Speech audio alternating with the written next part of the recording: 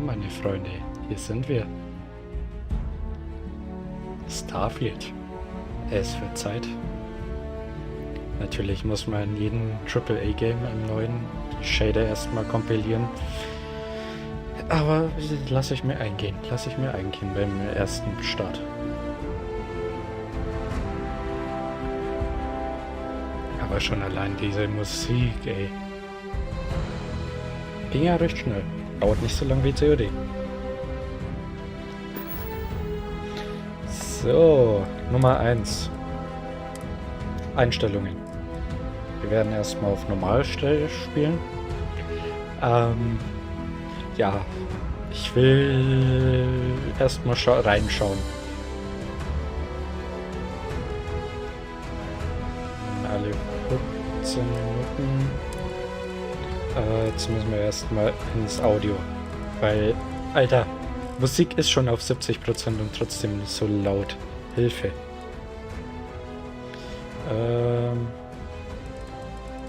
Ja. Schauen wir mal hier rein.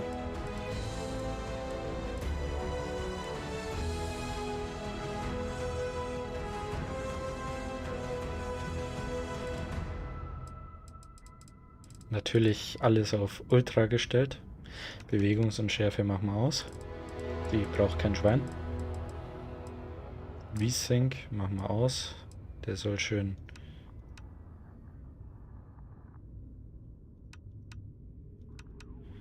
Upscaling braucht man nicht. VRS. Okay, Schärfentiefe, gut. Das wird schon passen.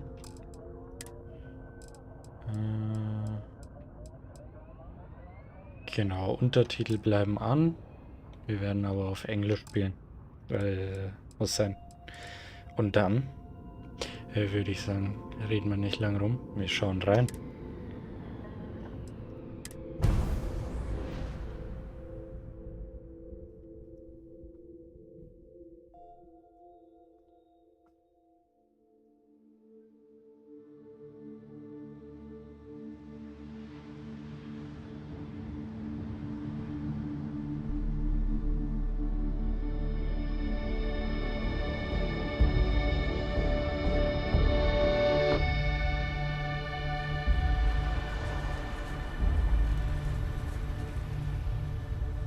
Mai 23:30.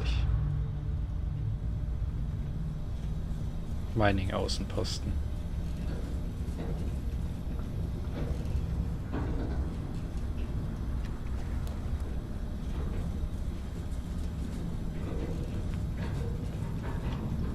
Seals are good. Oxygen's good. Just do what you did last time, and you're fine. Follow my one simple rule. Hella, what's my one simple rule? Listen to Lynn. Boss lady knows best. Exactly. Listen to me. Mining's just like any other job. Go steady, go safe, go home with a pocket full of credits at the end of the day. Yeah, totally. It's just like, now work in the Stardock. Except, with more cave-ins, lasers, and accidental dismemberment. Very helpful. Thank you. You're gonna be fine. Your first outing was solid. And, you know, let's be honest, it ain't exactly astrophysics. That's why I keep him around. Good pep talks. Yeah, and the fact that I can pinpoint a helium deposit from 300 meters. Not untrue. A shame we won't find any down here. But the metal deposits alone should pay for our own helium. Hell, after this, we'll have enough jump fuel to bounce from one end of the settled systems to the next. Hey, more minerals, more money. And so the cycle repeats itself. Just no more unauthorized jumps in the house for room space, okay? He's just a big baby. There are worse lives. You know, most Dusties don't even make it this far. I have a good feeling about you. Group hug now or at the end of the shift? One of these days, Hella, I am going to leave you behind. Promises, promises.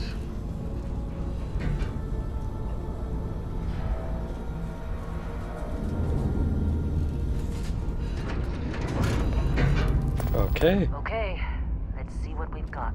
How are we on time? A little longer. Grab some samples? Always. But not you. Check on Isabel. make sure she eases up on the breach. I don't feel like getting buried alive today. Roger that. Remember, Dusty, keep your breathing steady and never take that helmet off down here.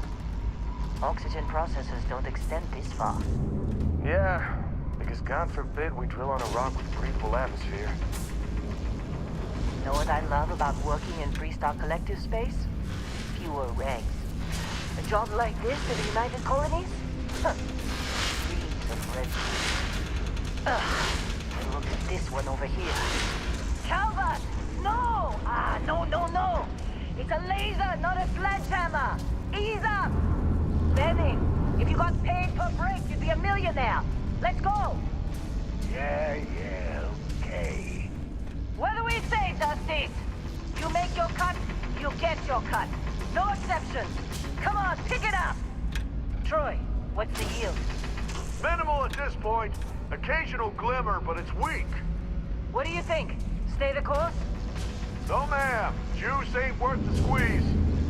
Well, okay then. Let's call this one tapped. Why don't you move over to that big vein we looked at? Yes, ma'am.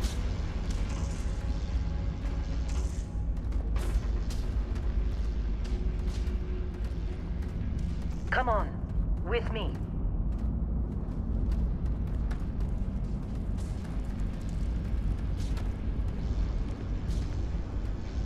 Dusty, you're up. Grab a cutter and mine what you can. Metal deposits are in that cavern. I'll shout out when I need you. Okay. Dann legen wir mal los. You think we'll be done here soon? Now I hear this is the last dig. Okay. I'm busy. Got anyone else to bother?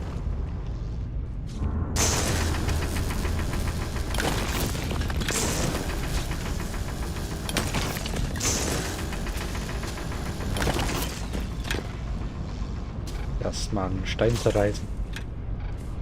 You got a few more digs to go before I feel like talking to you.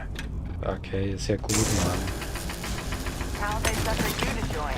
Fall for the fancy pamphlets? Lynn sure seems to like you. Guess she would know, being the boss and all. Okay. You're ready, boys. Get back up here. Be glad when we're off this rock. It's time. You're with me. Kann ich dich... Soll ich... will ich's versuchen? Weiß nicht.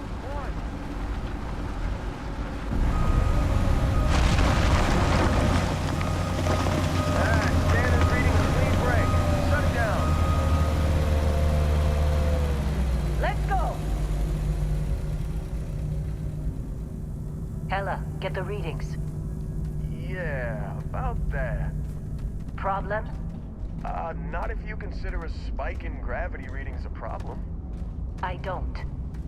You don't? What we're after? It'll read as an anomaly. That's what I was told anyway. Okay, now you're starting to freak me out. Relax. It's just another job. Come on.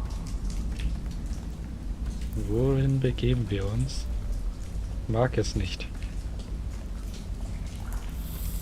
We're getting close, I think. Yeah, everything is just... Habe ich eigentlich auch ein Licht? Lynn, seriously, there's something really effed up about this. Where is it, Hella? Through there, I think. Okay, you're up. Something goes wrong in there, we'll come get you. Why would anything go Glaub. wrong? Would you shut up? Both of you do your jobs. Client is on his way. Glaube ich hier jetzt halt irgendwie nicht so, aber wir tun einfach mal.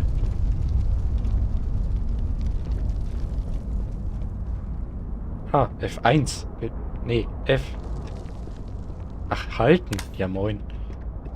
Wer stellt denn das auf halten? Still getting weird gravity readings.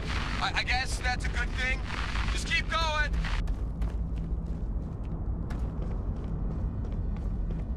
Do you see anything?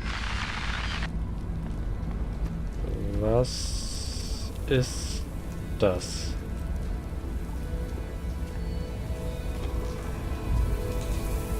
Warum schweben hier Kristalle?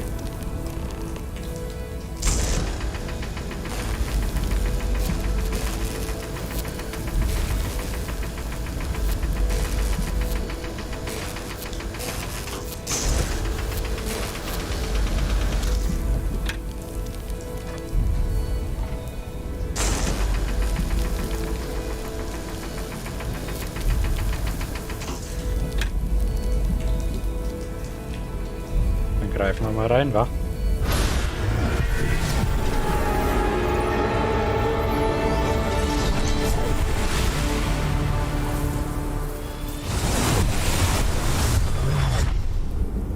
Dusty, snap out of it.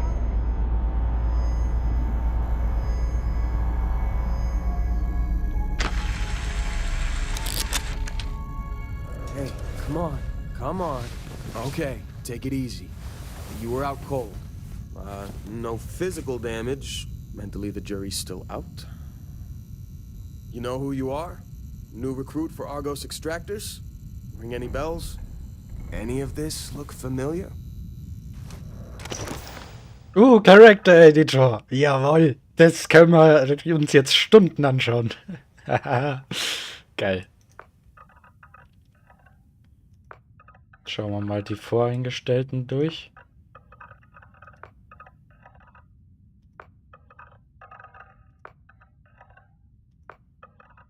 Gott, gibt's da viele voreingestellte Charakter. Hilfe.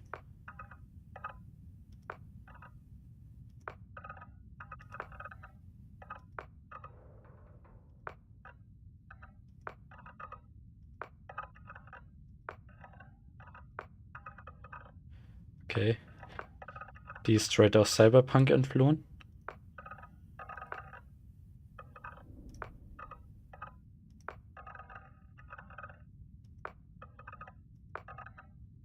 Was machst denn du noch hier? Geh in Rente, Junge.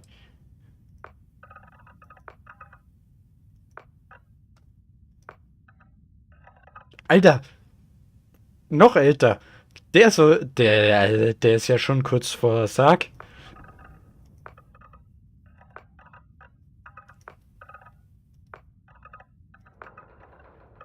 Jawohl. Der richtige Schnauzer. Saugeil.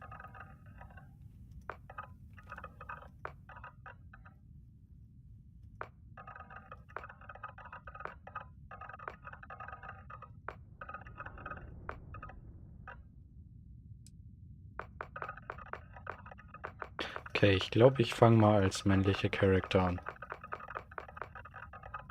Das muss man dann nur wiederfinden. Ja. Eher das hier, oder? Hm. Ja. Körper. Okay, er ist bekleidet. Das ist schon mal gut.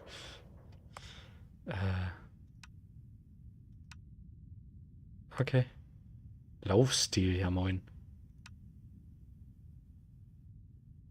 Achso, das ist einfach männlicher und weiblicher Laufstil. Wow. Super. Ja.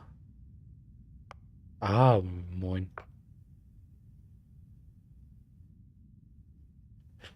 Jawohl. Einfach ein Fetti.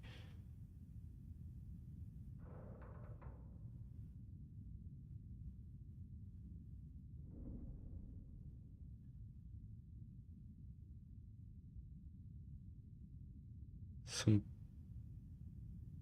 bisschen muskulös mit einem Drang zur schweren Seite. Das gehört doch. Hautfarbe haben wir doch gerade.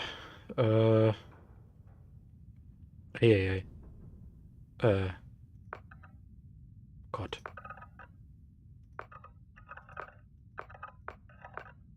Hilfe.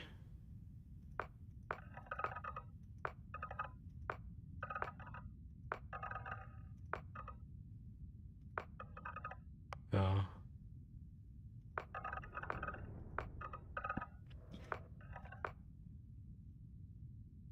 Jawohl, die typische ITler Halbglatze.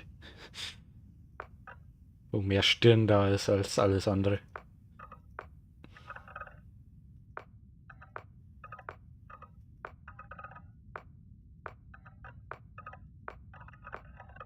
Hilfe, wie viel. Du kannst ja wirklich in den Editor Stunden verbringen, ja, hilf mir Gott.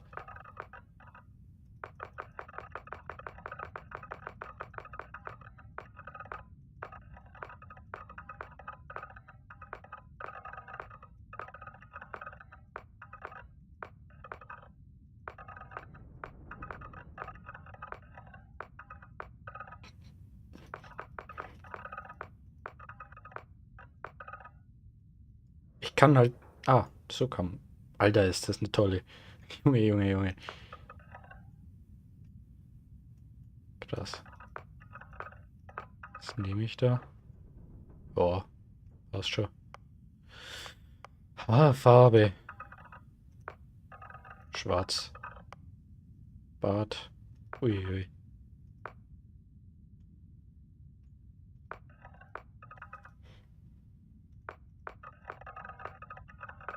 Hm.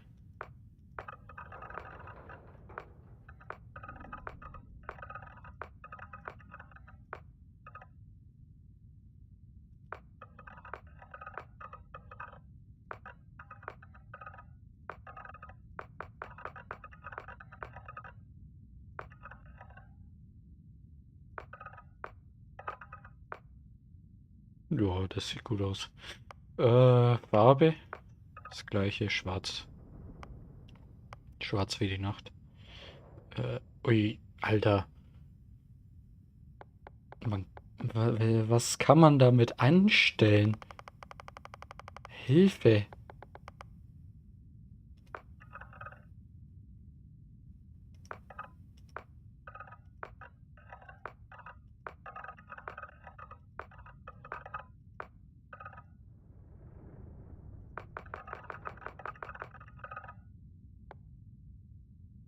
The fuck?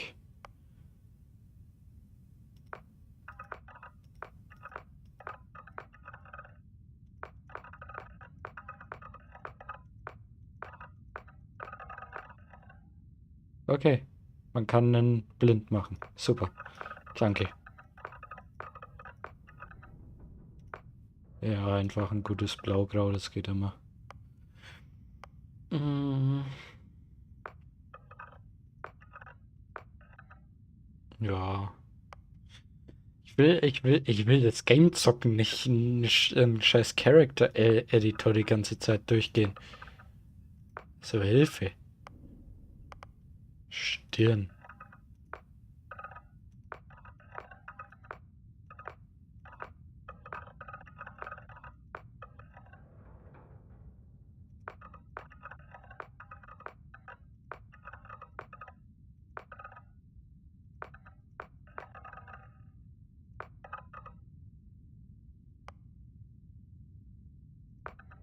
Jawohl, ein Riesenzinken.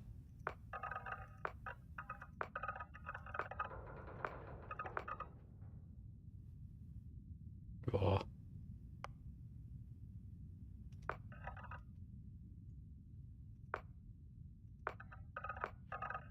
Was man hier anstellen kann mit dem Dude. Den kann man ja richtig verschandeln. Irgendwas er auch haben will. Äh.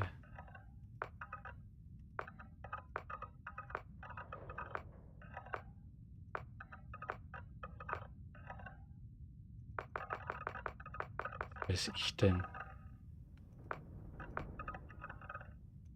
Nimm einfach das erste. Bang, wie soll man das sehen, Junge?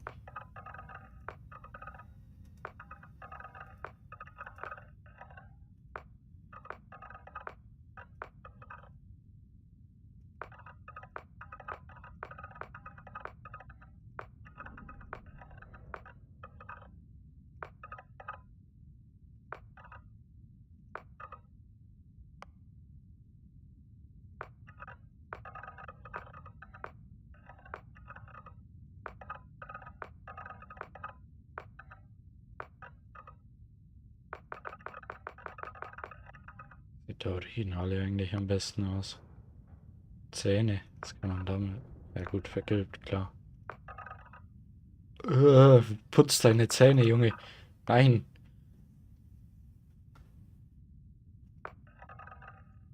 Kiefer, wie willst du das sehen?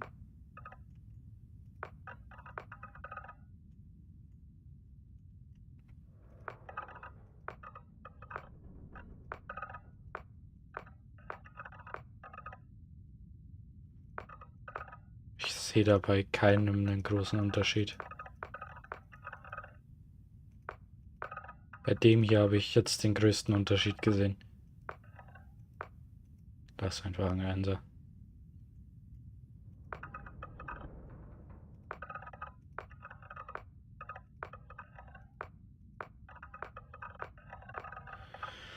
Puh. Hilfe.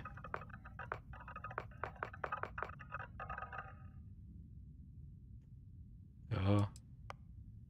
Hals.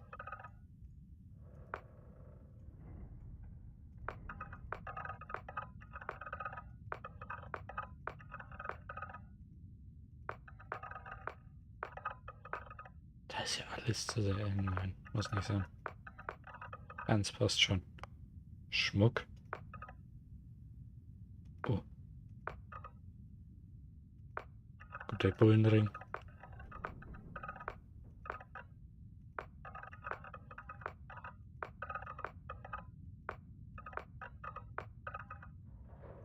Okay, es bleibt schon schön clean. So. Schmuckfarbe brauchen wir ja nicht. Was? Hautästhetik. Wie viel? Was? Kurze Frage. Wie viel davon gibt's? Ich geh nur mal kurz da nach hinten.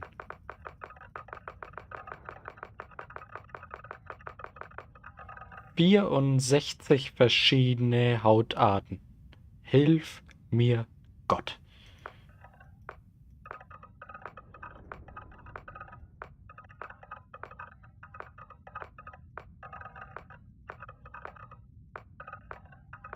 Alter, die verschiedensten Formen dann noch in Helligkeitsstufen. Oh Gott.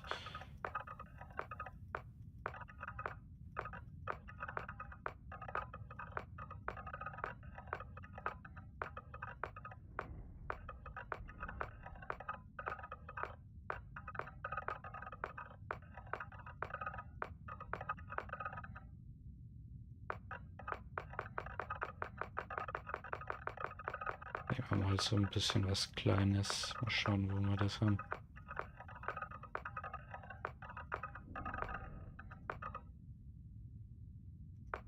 Ja, nehmen wir das. Jo. Jo.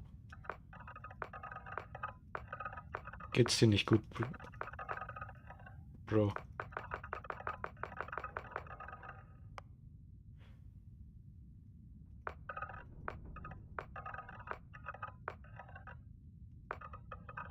Oh Gott, hier gibt's auch wieder so viele wahrscheinlich.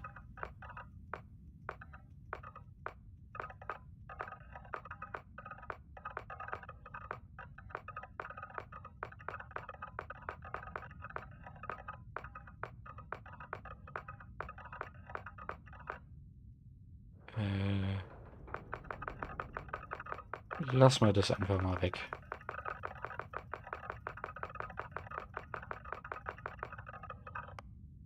Narr.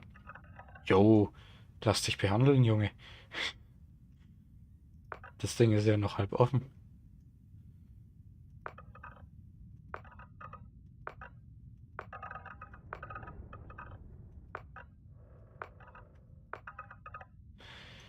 Das ist straight outta Mad Max.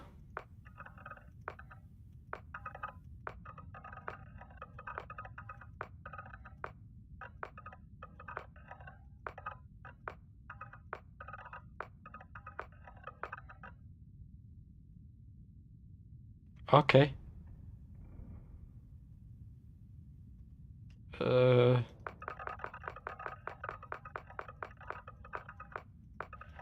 Nehmen wir einfach so eine einfache Narbe, so über die Augenbraue drüber, das passt.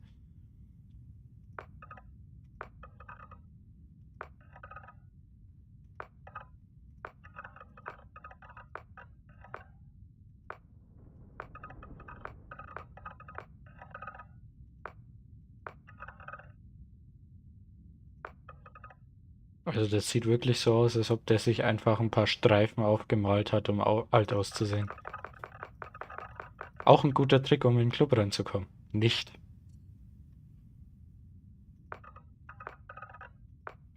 Ach, 2 Stück davon, ja gut. Tattoos. Jawohl, eine Katze. Mit Weltraumanzug. Es geht hier sehr in die Richtung Katzen. Und jetzt in Richtung Computer, okay. Jetzt will ich gar nicht wissen, was das ist. Gut, das ist ein typisches Try. Okay.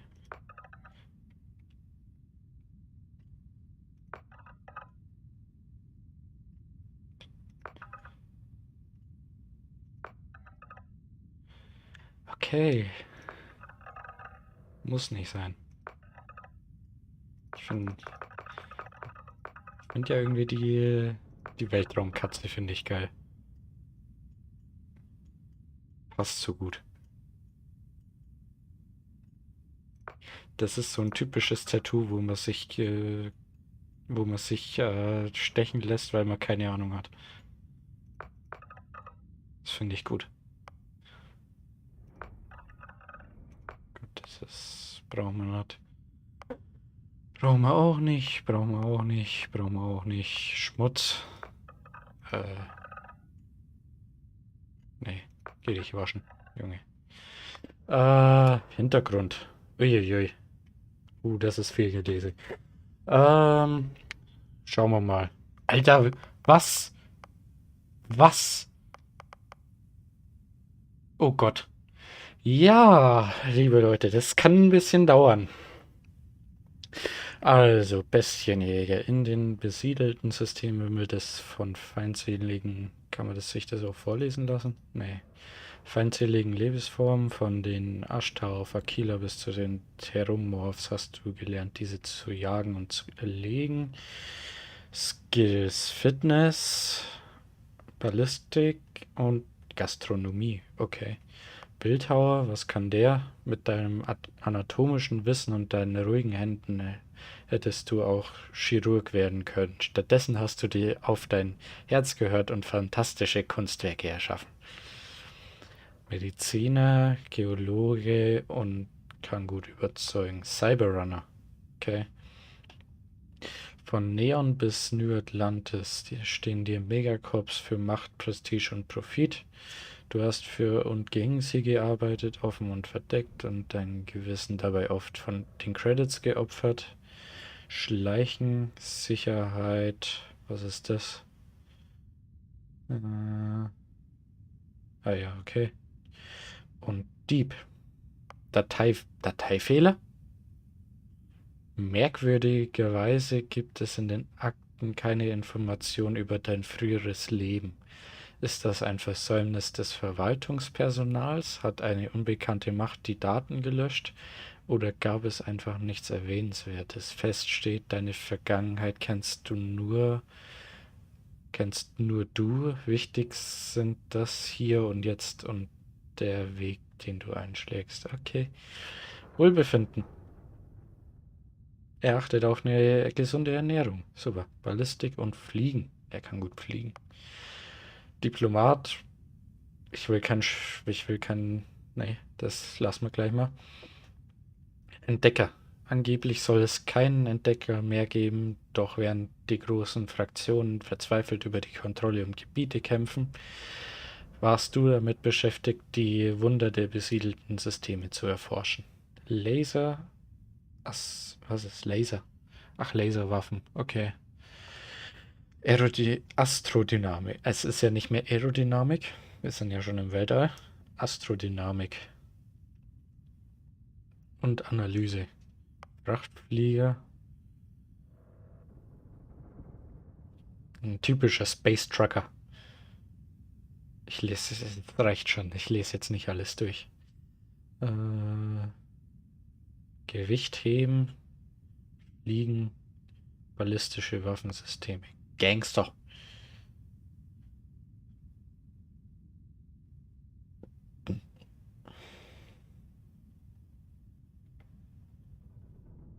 gut. Schrotflintenzertifikat, okay.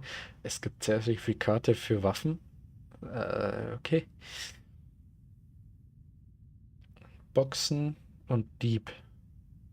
Homesteader.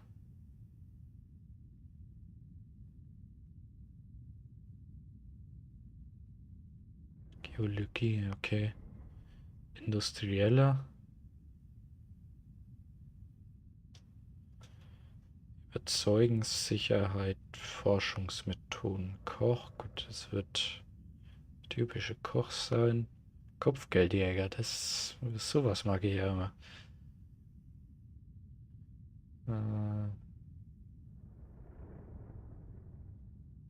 Fliegenziel, Steuerungssysteme, Boostpack, Kybernetik, Pilger, okay, Professor, Ronan, was ist das? Herrenlos und ungebunden hast du auf deinen Reisen durch die besiedelten Systeme deine Dienste angeboten. Für manche bist du bloß ein Söldner, für andere ein Held und für einige wenige ein ewiger Albtraum. Nahkampf, Schleichen und Plündern. Okay. Das ist typischer Sunny, muss ja sein. Ein Schurke. Okay. Soldat. Mhm. Türsteher. Jawohl. Xenobiologe. Ich weiß nicht. Anscheinend muss man das Game 15 Mal durch... Oder wie viel? 1, 2, 3, 4, 13, 14, 15, 16, 17, 18, 19, 20, 21 Mal durchspielen, dass man alles durch hat. Jawohl. Läuft. Was nimmt man denn?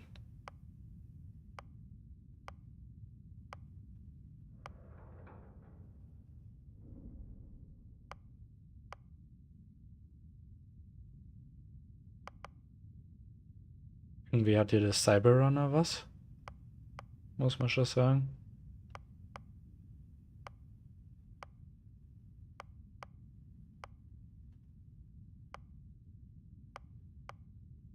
Kopfgeldjäger hat auch irgendein. Der hat halt komplett andere Perks. Also einen komplett anderen Perk. Aber gut, das hat die. Oder nee, nicht jeder. Ah.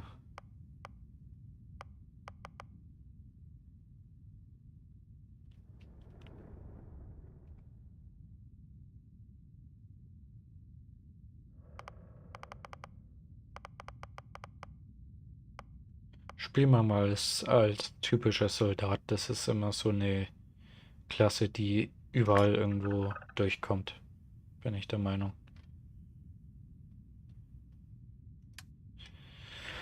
So, oh Gott, was denn jetzt? Merkmale. Hilfe. Du hast dich für ein riskantes Experiment freiwillig gemeldet, das Alien- und Menschen-DNA vereint. Darum startest du mit erhöhter Gesundheit und hast mehr Sauerstoff, allerdings sind Heil- und Nahrungsitems weniger wirksam.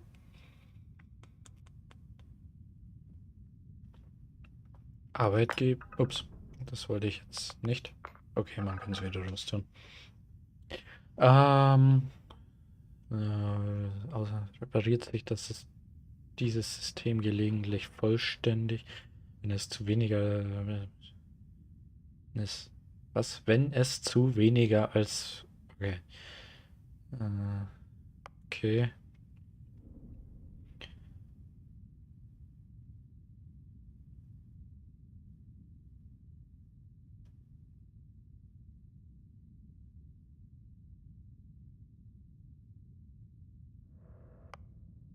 Ach du Scheiße, Religion gibt's da auch noch. Im Part.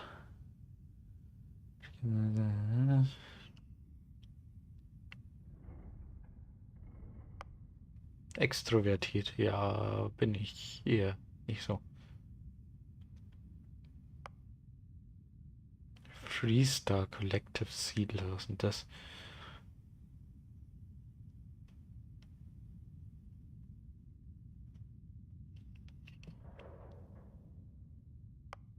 durchsucht.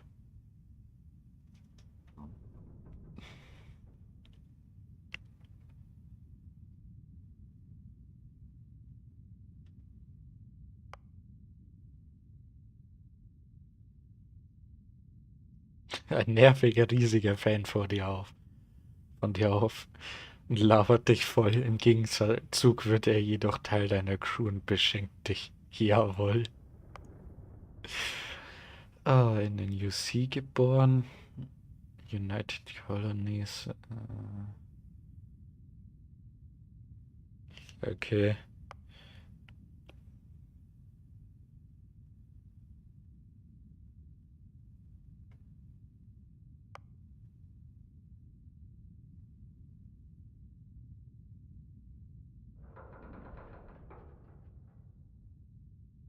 Was ist denn das für ein Perk, Junge?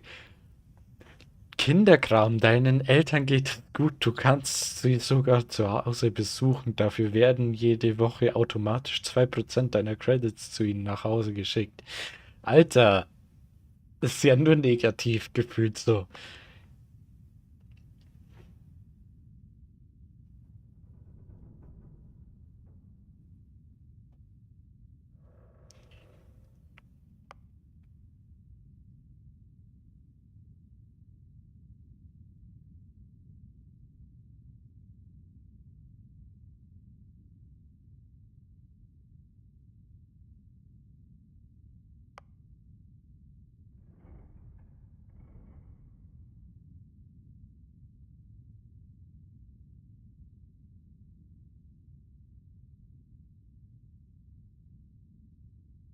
Traumhaus.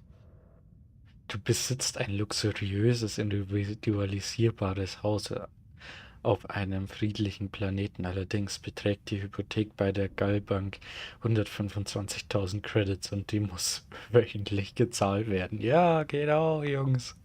Ist gut.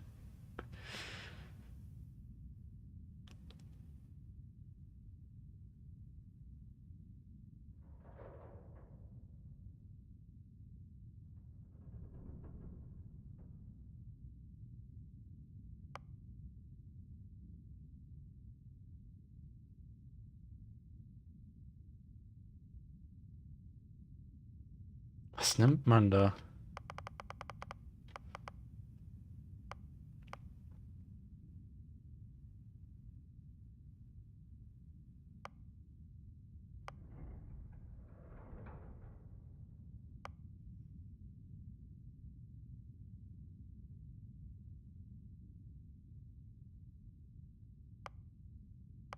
Was?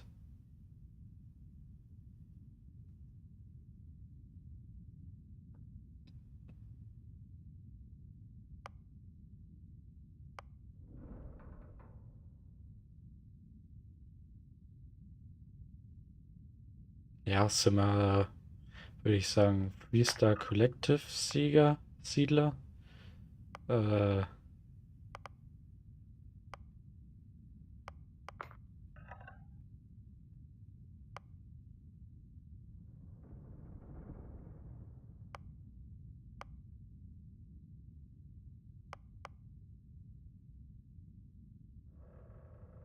wurden universell erzogen.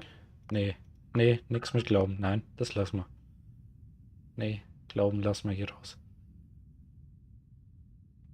Ja, was soll man da nehmen?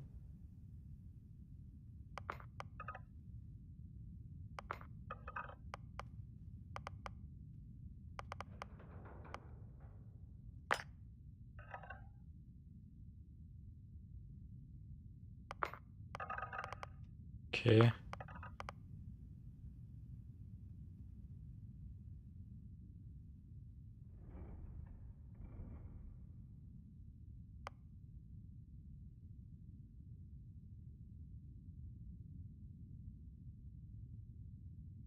Irgendwie die Alien-DNA finde ich ja schon interessant, ne?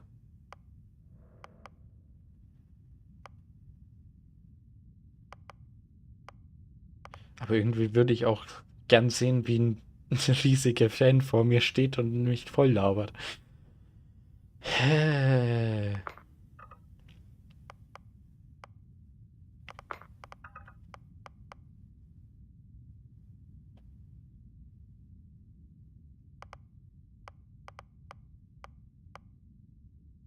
Ja, nehmen wir das.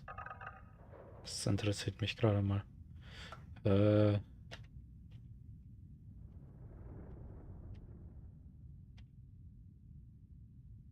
Okay, das haben wir. Soldat ausgewählt. Das haben wir, das haben wir. Okay, beenden. Der Name.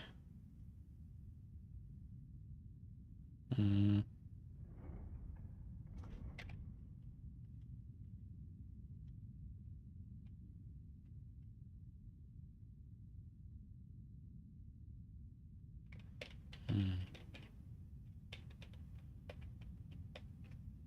Was nehmen wir denn für einen Namen?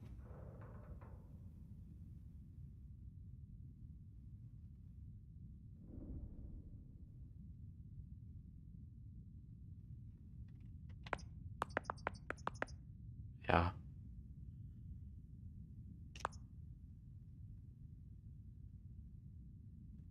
Pronomen.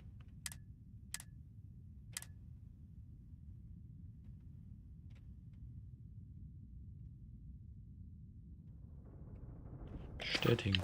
You were a good find when we hired you. Former military always knows how to get the job done. Well, you got the sample. Client's on his way. Then we all get paid. You remember anything that happened?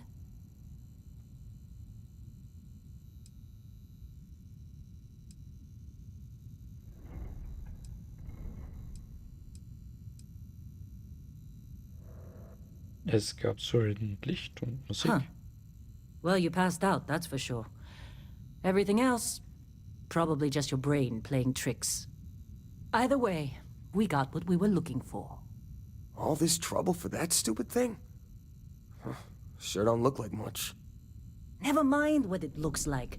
It's worth more than this mine has pulled in all month. We'll be... Speak of the devil. Maus 3. Ah ja.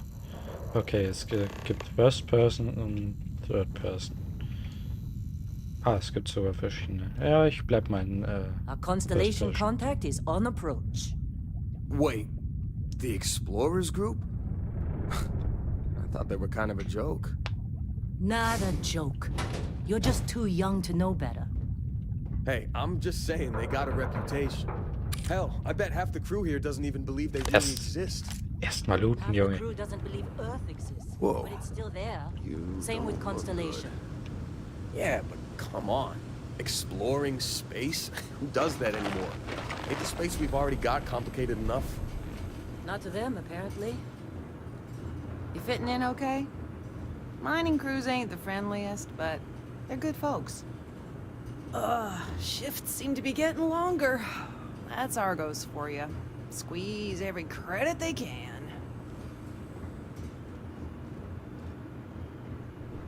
All right, Dusty. Airlock. Put your helmet on. Junge. Oh Gott. Stern, Skills, Inventar. Inventar.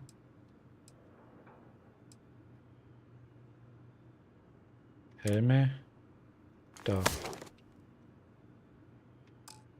So, so. Okay.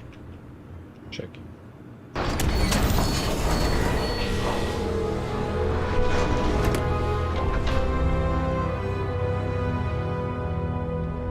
Oh, die Musik hat mir gerade Gänsehaut gegeben. Jawohl.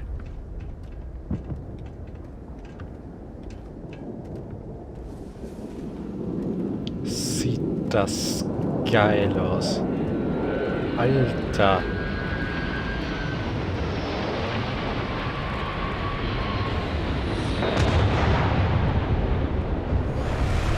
In a Discovery class? That ship's older than this room. Come on, let's go.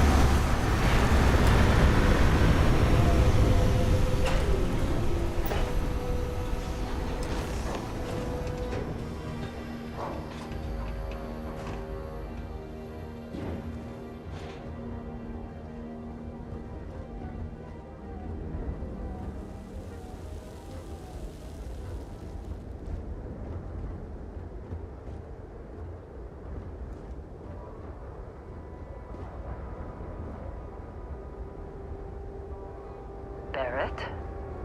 Man, Been a long time. yes it has.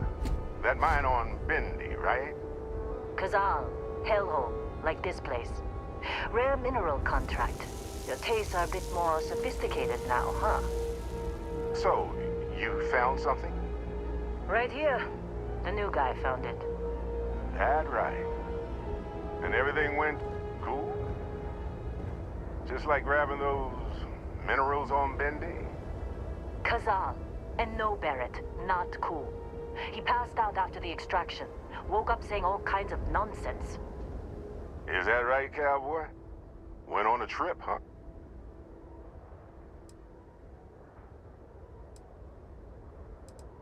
Könnte man so sagen, ja. That fun, huh? Not the most gentle push into the great mysteries of space, but hey, been there. Look, just hand over the credits, and I'll be happy to never see this thing, or you, ever again.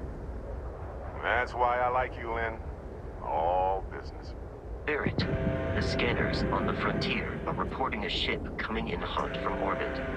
I really thought I lost them. Barrett? Oh, shit! That's the Crimson Fleet! Listen, everybody get ready! Hey. Just like the emergency drill! Go, go!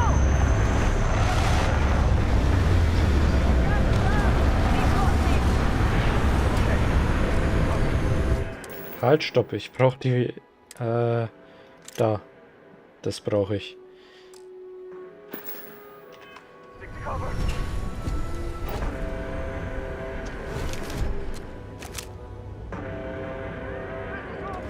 Let's go back.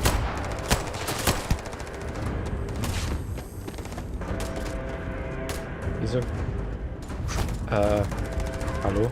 Ich würde mich gern ducken, meine Freunde.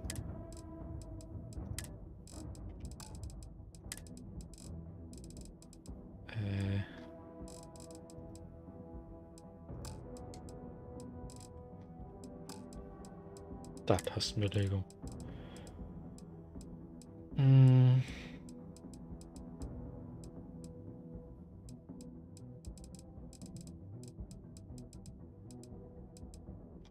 Hallo?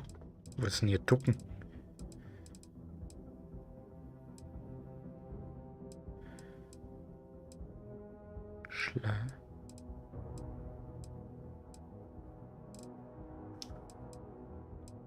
Hä? Ah.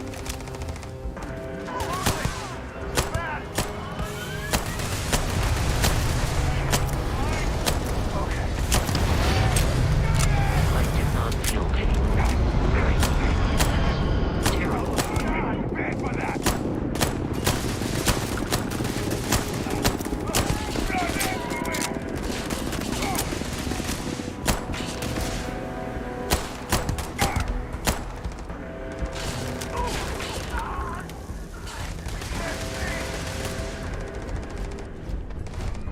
Peace is no longer a viable option.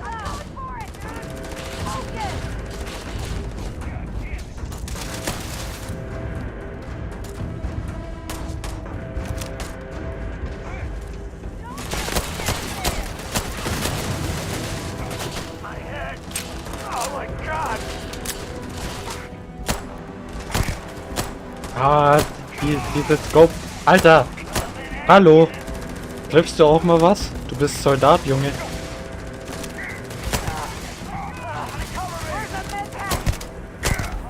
Take this guy down. Crimson Fleet.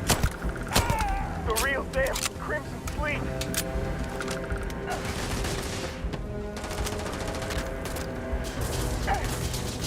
I'm pinned down!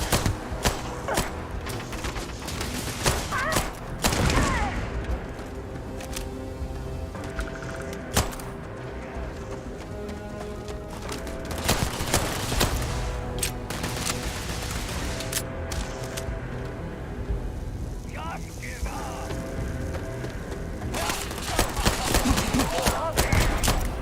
Geht doch. Keep your head down! So. We're still in one piece. Oh god, I'm gonna throw up. Now that was some fine work under pressure. You dug up the artifact, right? That means you saw it. The visions? You're coming with me to Constellation. You're part of this now.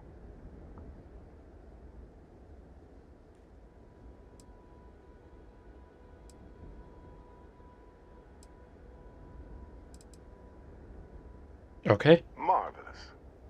Oh, no, Barrett. No. You think you're just going to take off after the mess you caused? All right. I guess I did just put you all on the Crimson Fleet hit list. How about I stay and I send your Dusty here in my place? I know, but he's not some miner anymore, Lynn. Soon as he touched that rock, something changed. Don't tell me you can't feel it. Fine. It's a deal. Get out of here, Dusty. You're on to bigger things.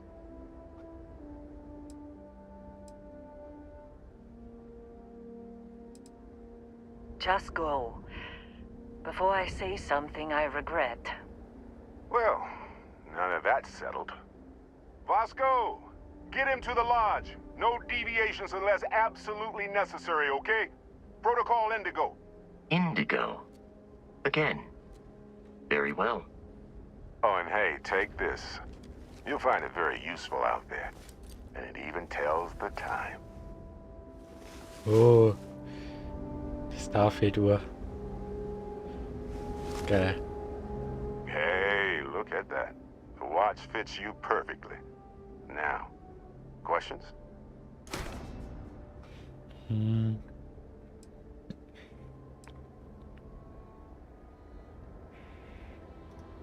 See, that's the problem with the settled systems. Too easy to take everything for granted. While everyone else is busy playing politics, we're the ones braving the unknown, charting the vastness of space. Without us, the galaxy is just a big room with the lights turned out.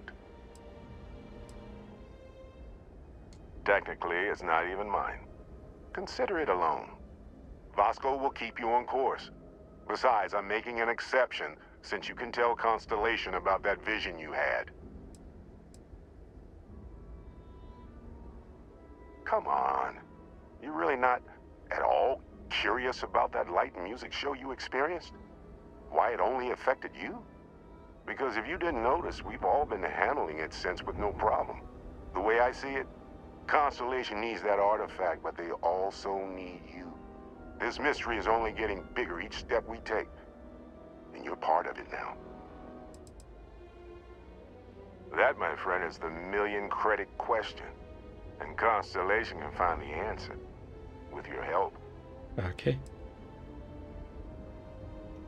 They're just following the loop, like pirates do. And I have something of a reputation as a loot collector. Okay. Mehr habe ich nicht. And Vasco, don't let him break my ship. Hey. You going? Staying around isn't helping us out any. Auf geht's.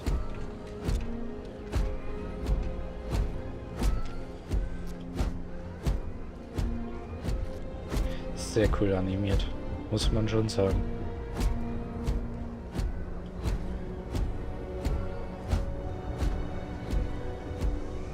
Just up the ramp, Captain. I'll be in the external robotics bay.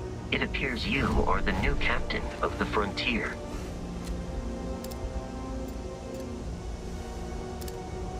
Cool. Geil.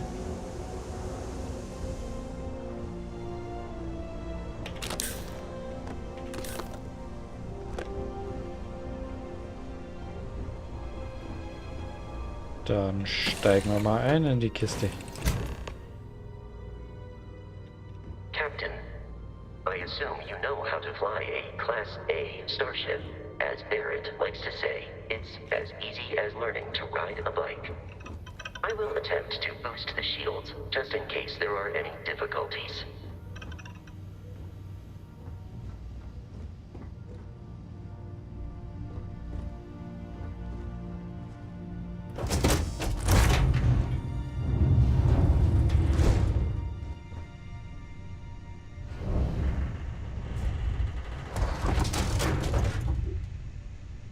Schleudersitz, jawohl. So muss das. Oh. Liegen. Shields ready. The rest is up to you. Okay. Halte Space, um abzuheben.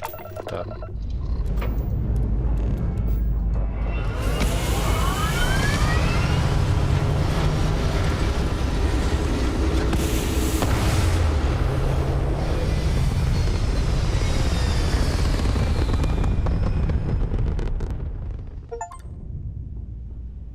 Oh, Alter. Okay, erstmal zurechtfinden. Now that we are in orbit, it might be wise to test all controls and systems to ensure they are not on the verge of catastrophic failure. I can step you through the entire process, or if you're already an experienced pilot, just power up all the systems, and we'll be on our way.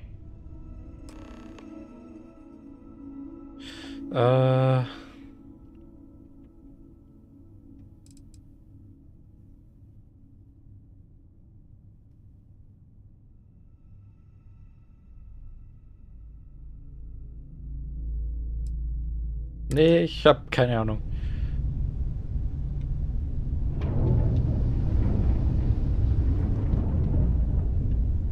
Okay. Each system on a ship requires power. Allocating power is under your direct control. Let's go over the engines. Engines control our maximum speed. Try increasing and decreasing our relative velocity. Okay. Und dann A ship's Bremsen. engine has a sweet spot for better handling during turns. Draw your attention to the HUD. You'll notice a speed indicator in the lower left with a gauge that goes up and down as you adjust the throttle. Try to center the gauge so that it lines up with the center of the vertical bars to its right.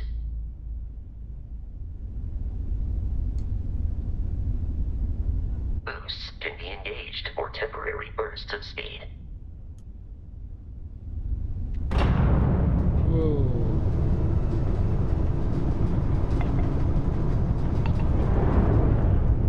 Let's turn our attention to the shields.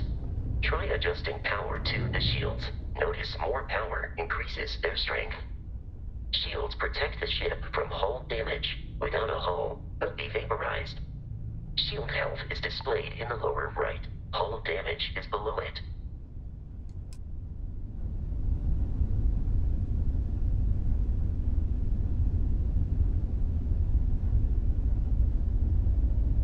You've proven an adequate pilot.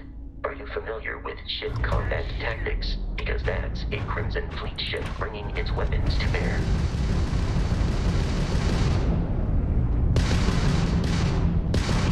We will need to disable their shields.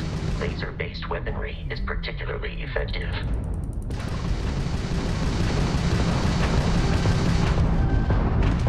If you can keep the enemy ship centered on the HUD, we can lock in to fire a homing missile. The enemy shields are down, Captain. Ballistic weaponry excels at damaging the hull once shields are offline.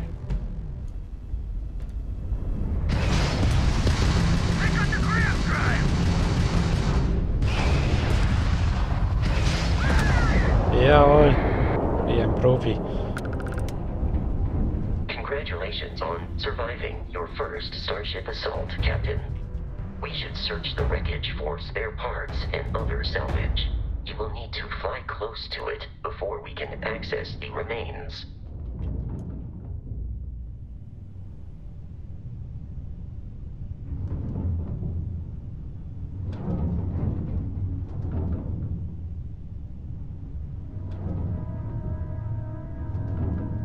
Wo ist denn das?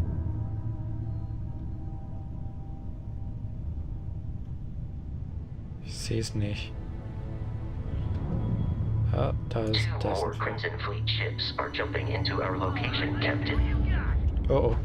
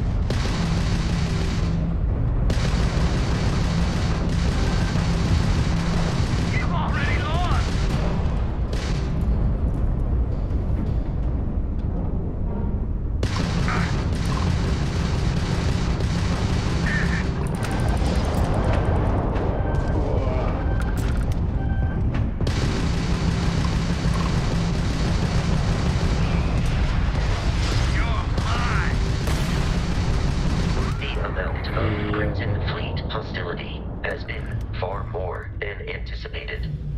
At this rate, the odds of continual assault from their ships are high enough to jeopardize our mission. In short, they are after the frontier and will not stop. We will need to deal with the local Crimson Fleet captain.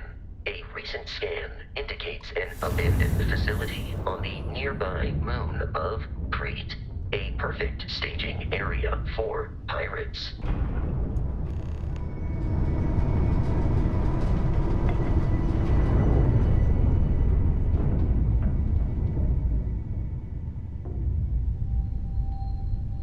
Kleinen Moment, ich muss noch looten.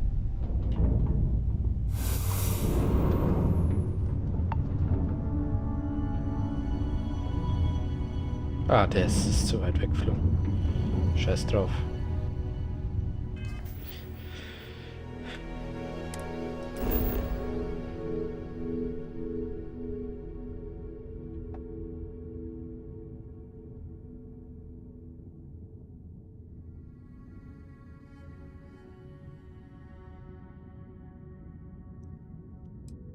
Okay.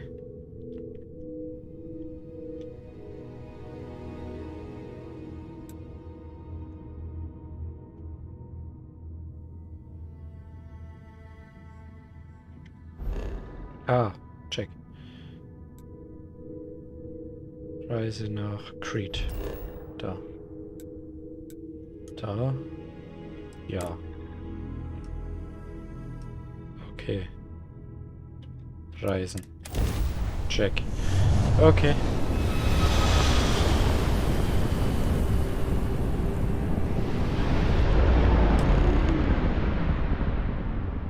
We have arrived in orbit. The abandoned facility with our Crimson Fleet captain is on the surface.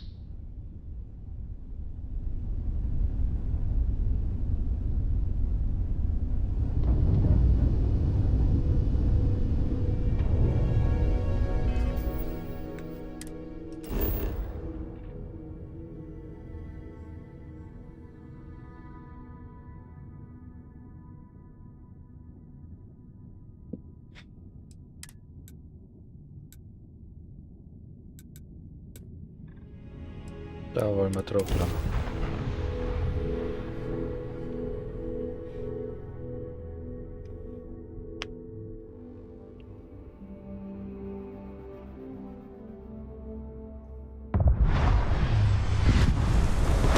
I'll follow you from here on out, Captain.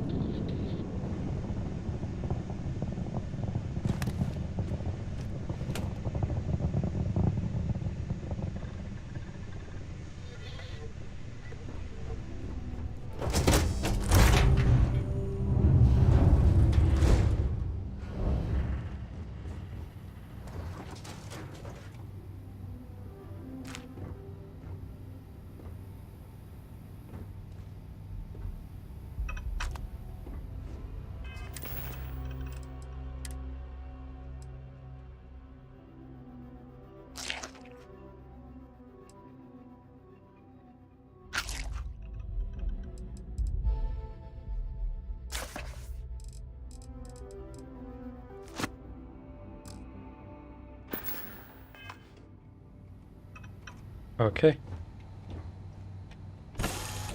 Ab nach Crete.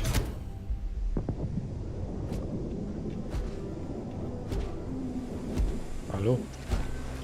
Geh mal, würde ich sagen. Macht man das auch, schließt man das auch irgendwie ab oder wahrscheinlich nicht.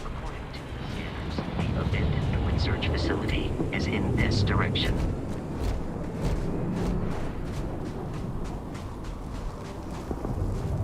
Seid ihr lieb oder eher nicht so?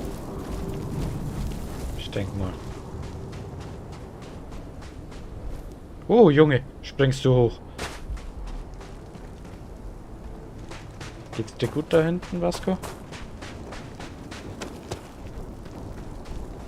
Captain, Protocol Indigo dictates that I am to return to the Lodge with no deviations. We are here to stop the Crimson Fleet from pursuit. Nothing more.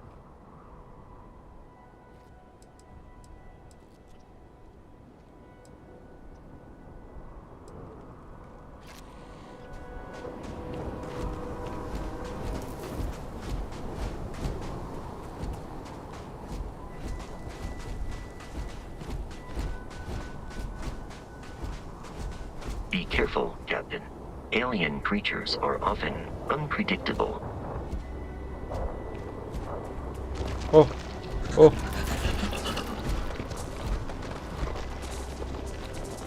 Komm, verpiss dich.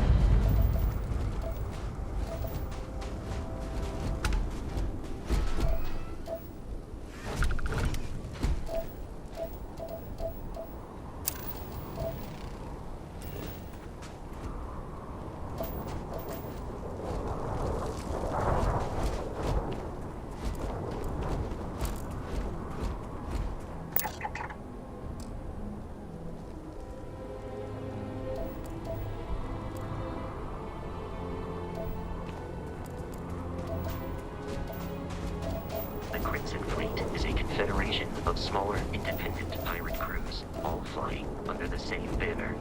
They are typically unscrupulous and violent.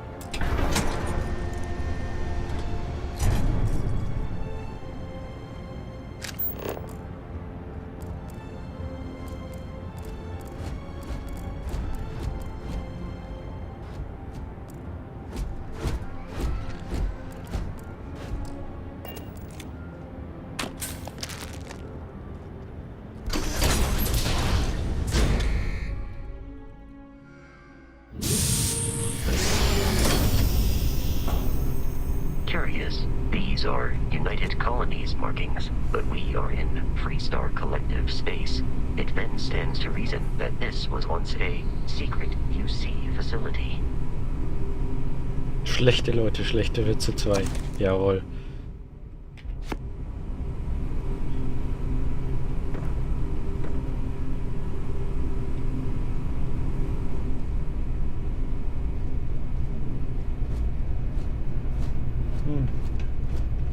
Hallo? Jemand da?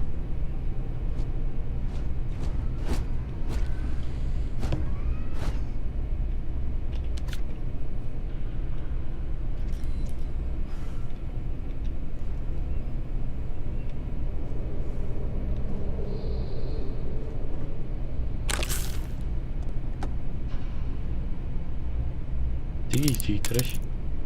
Redstick. Jawohl. Sag doch, mit Looten kommt man immer weiter.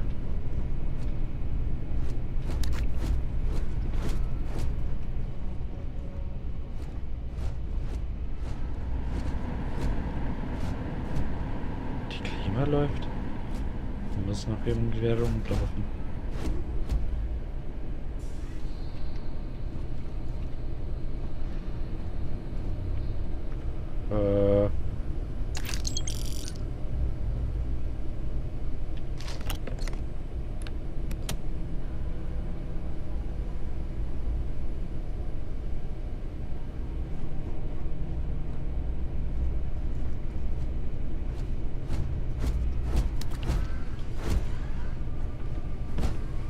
Bin ich hier im Horror-Game oder in Starfield, Junge?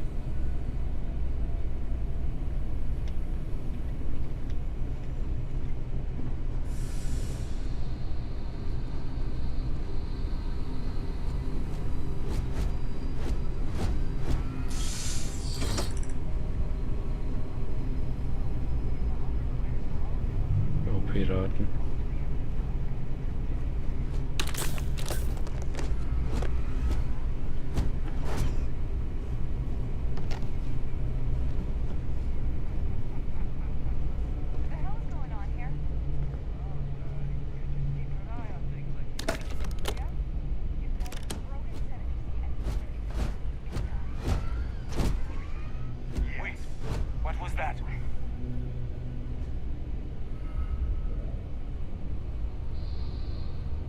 Oh oh. Fire! Fire! Whip around! Go!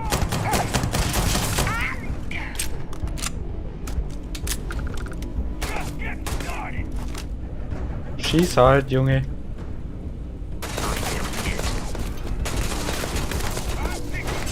In combat, there is a high likelihood of human death. Taking fire!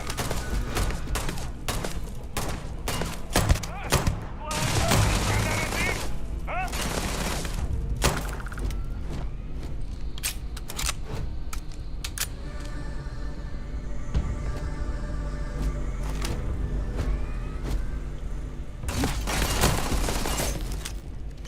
This isn't over! They're not paying me enough for this!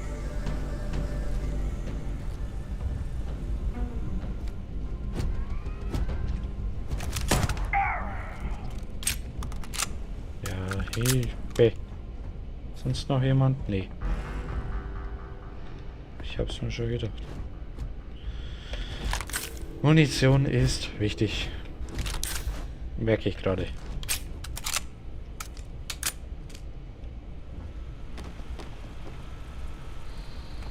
Ja, moin, 75 Credits für diesen Scheiß. Ja, klar. Ist klar, Mann. Irgendwer am Klo? Hier hat auf jeden Fall jemand Spaß gehabt. Und hier? Antibiotika. Nein. Ausgeschissene Antibiotika. Hilfe. Ui. Warum habe ich das Gefühl, dass wir hier auf noch mehr treffen?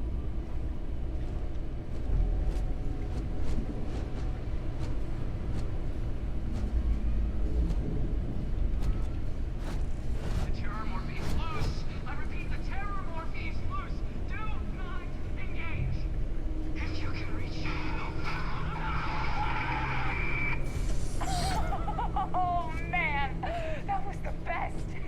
Classic United Colony. Put something in a game until it kills you.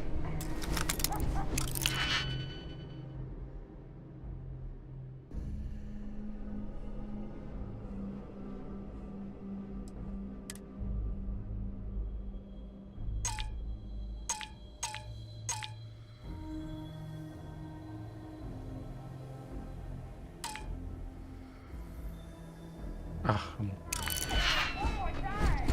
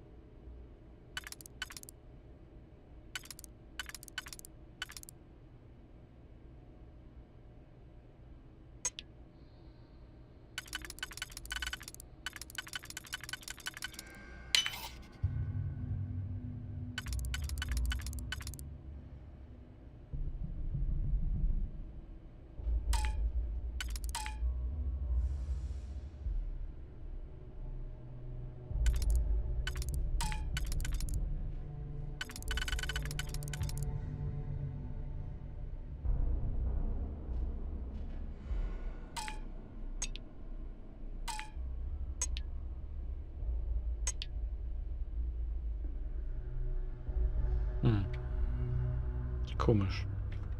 Keine Ahnung.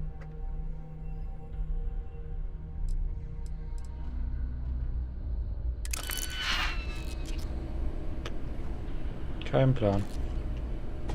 Blicke ich gerade noch nicht. Muss ich noch mal...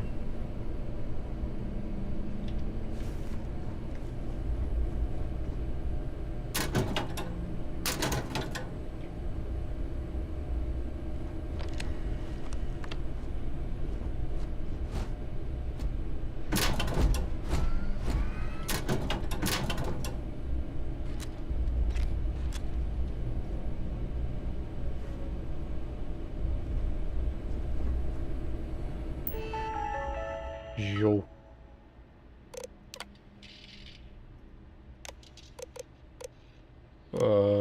Ja, das muss jetzt nicht unbedingt sein.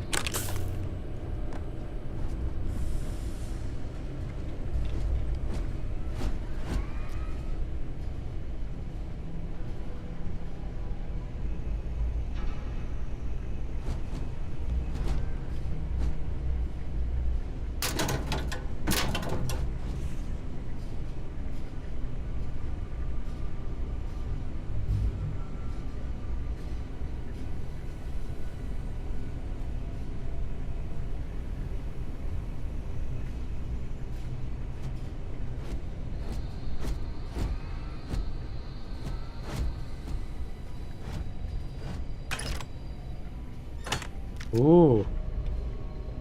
Oh. Her damit. Waffen.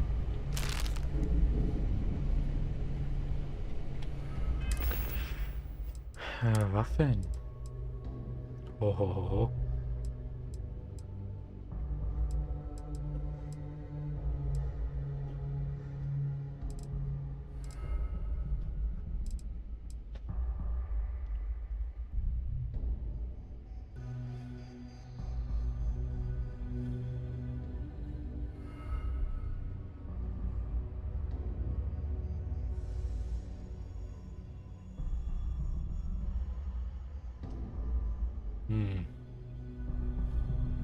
Okay, die ist angeblich schlechter, aber die ist besser als die,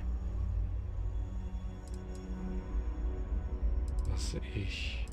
Okay, das tauschen wir, wenn ich da keine Munition mehr drin habe.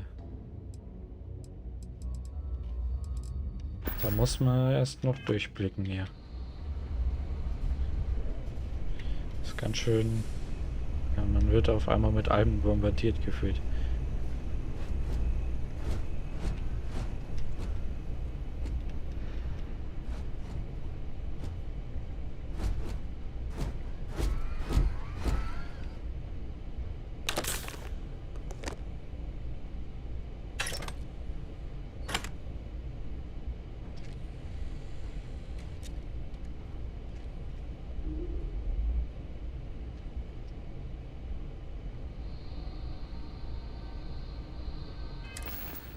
Wie kann ich Granaten werfen?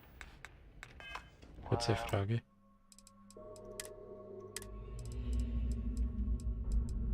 Geh.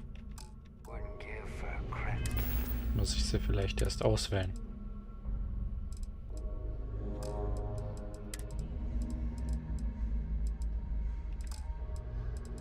Da. Ach, das ist nur eine Mine, ja moin.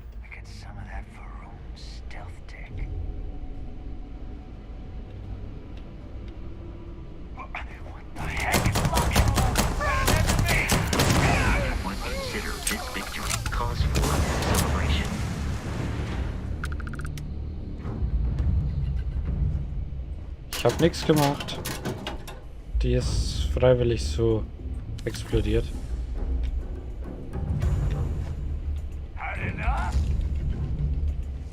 Wo ist denn noch einer? Komm. Zeig dich. Wird schon auftauchen.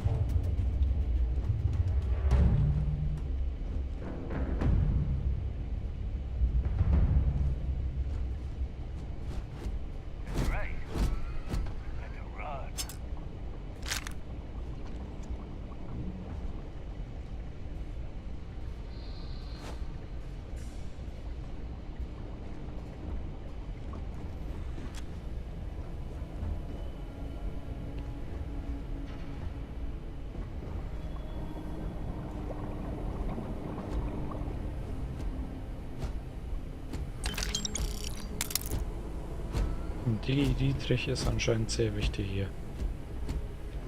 Ich glaube, man wird... was ist das für eine Spur?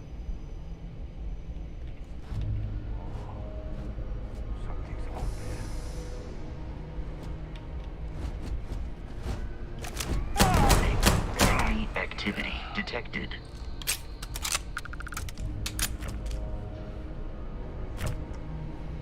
Easy, buddy.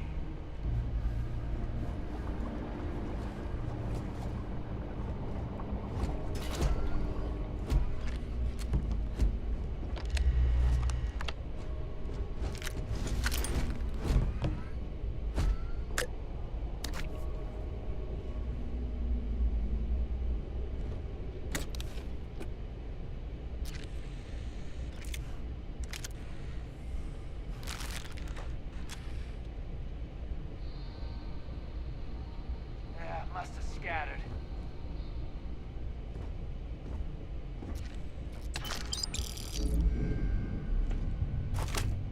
Here we go.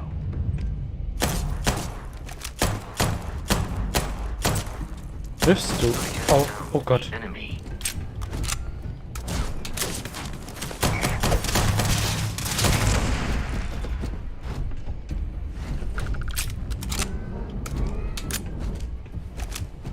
You're done.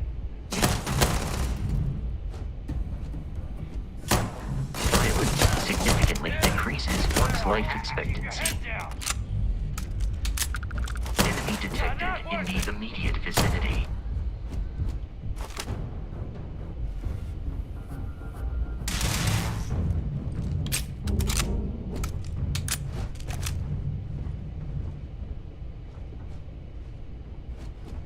Du jetzt da reingelaufen? It seems the enemy has vanished. Gefällt mir nicht.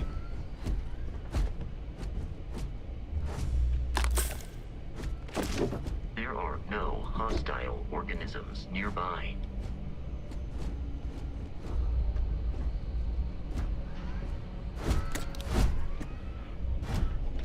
Ein Gewehr.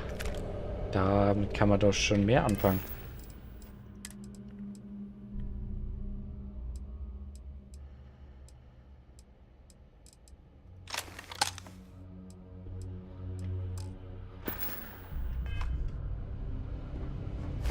Oh, und das hat mal ein Visier dran.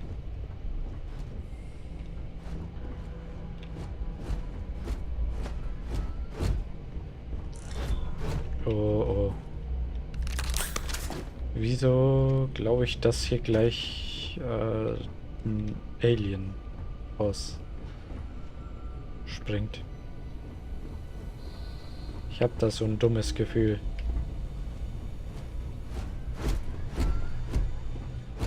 Ich halte mich mal lieber.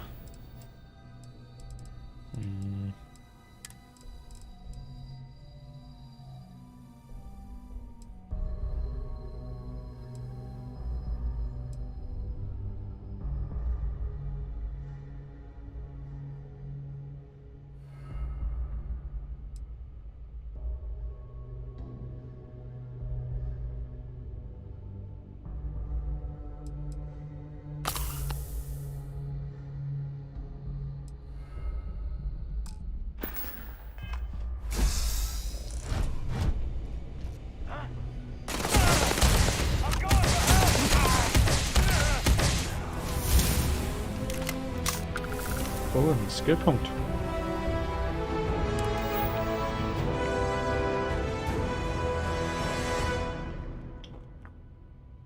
Ah, diese Musik macht einen geil.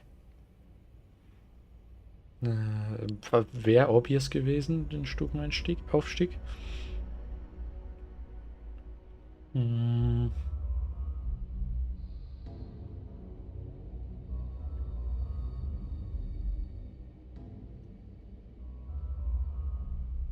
Okay. Kampf. Okay. Forschung, Technik, sozial, physisch. Also physisch haben wir ja schon Fitness freigeschalten, bei Kampf haben wir Ballistik freigeschalten und Bei Technik haben wir das freigeschalten. Dann würde ich sagen, gehen wir mal bei Sozial rein.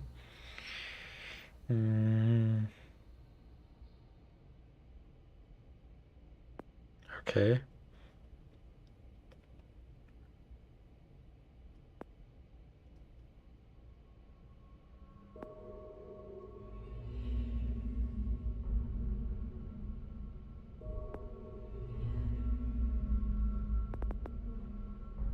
Das glaube ich wird noch. Wait. Achten mal. Oh Gott. Es gibt auch. Oh Gott, es gibt auch noch. Okay. Aber es wird wahrscheinlich wichtig sein, jemanden zu überreden. Deswegen werden wir hier reinscannen.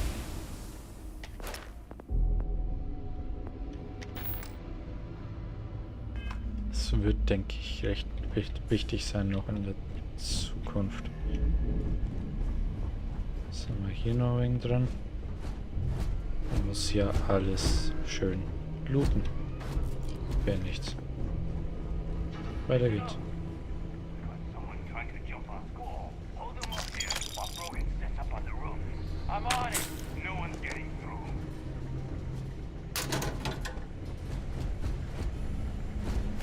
Oh, da sind sie schon.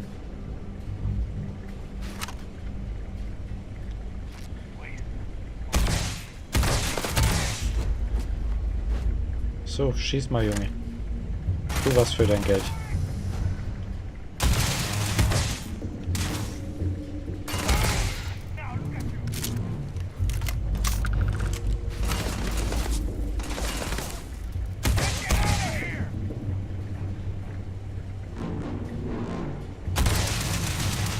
Diese Feiglinge hauen die einfach ab.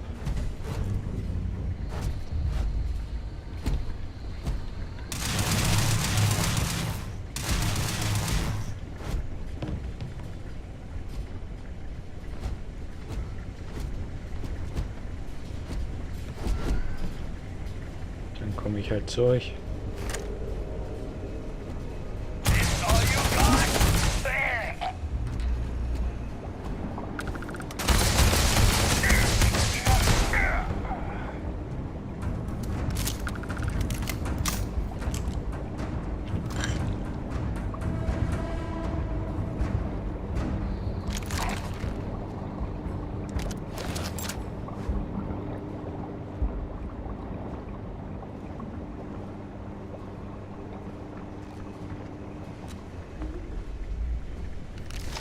Da ist der andere Dude.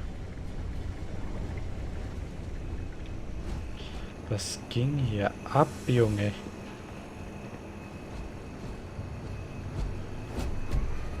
Viel Spaß, diese Gleichung zu lösen, auf jeden Fall. Hier gibt so viel zu looten, Mann. Das kannst du ja gar nicht alles looten. Ja gut, dann gehen wir mal rauf. Jetzt ist ja viel zu viel, was da zu looten gibt.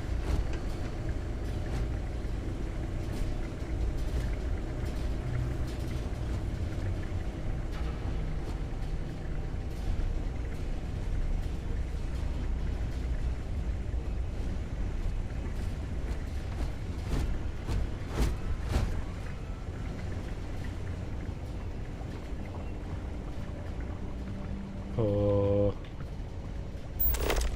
Gib mir das Scan nicht.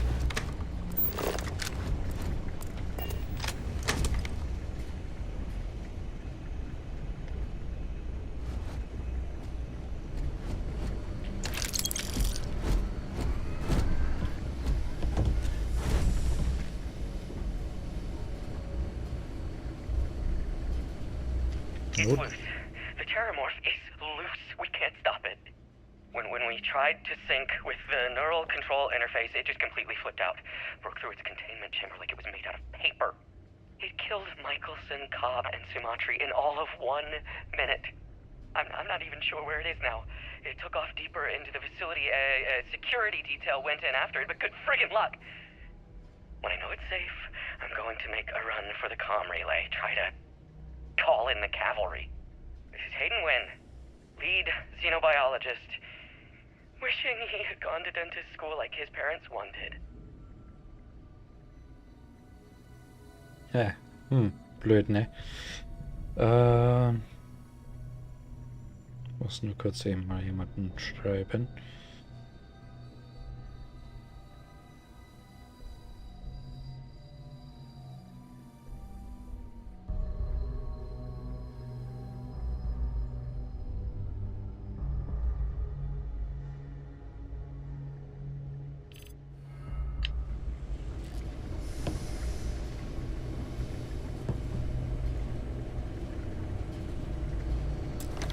Oh Gott.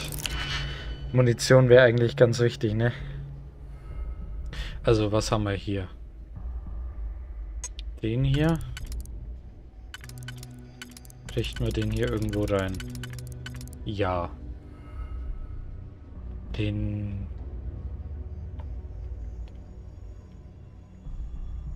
setzen wir. Dann setzen wir den hier. So. Der muss hier rein. Der muss da rein. Jawohl. Rupi. Alles nehmen. Ja, damit. Jetzt habe ich es langsam raus.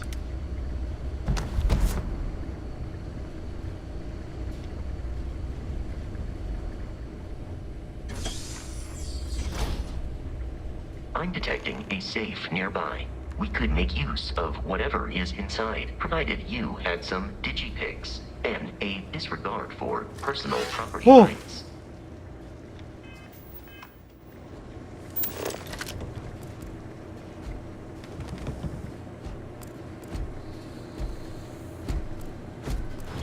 Junge, erschreckt mich halt, Mann.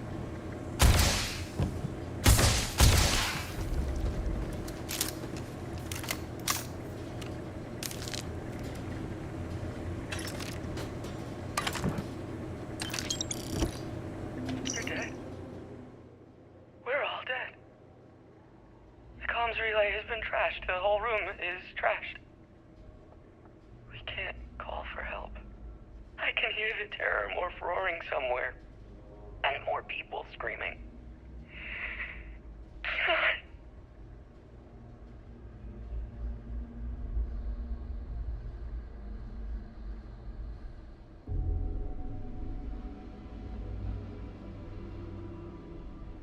Oh Junge, was da abgegangen ist.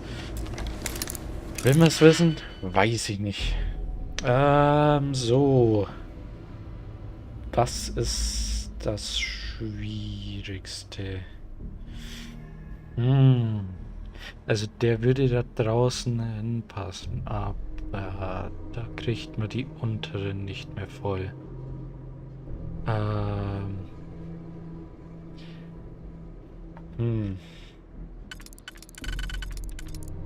Also das geht schon mal nicht. Also der ist schon mal sowieso raus. Der wäre möglich. Habe ich dann die Möglichkeit, das hier zu machen? Ja. Dann machen wir hier den rein. Und den rein. Dann kommt der da rein. Den einmal rumgedreht da rein. Boom, Baby.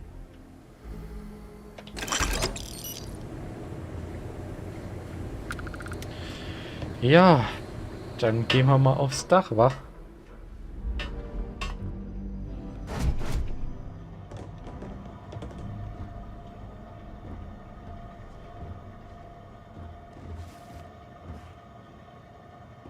Ich habe eigentlich erwartet, dass da jetzt ein fetter Jumpscare kommt. Aber ich glaube, der kommt bei der nächsten Tür. Ja, ja. Oh Gott. Wieso ist jetzt so viel Loot?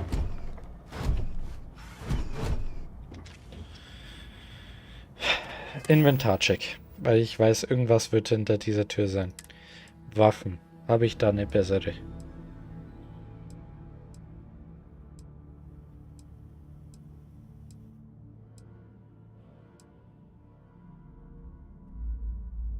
Eine Schrotflinte. Aber ist jetzt gerade wahrscheinlich nicht so vom Vorteil.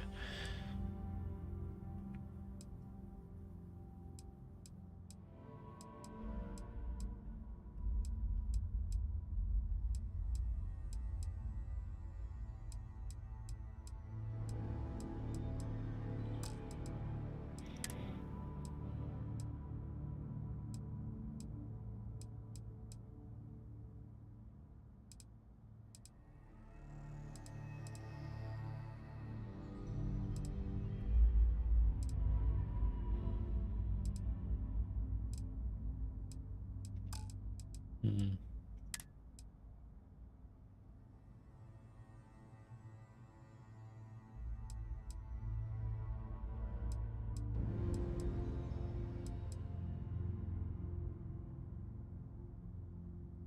Irgendwie habe ich das Gefühl,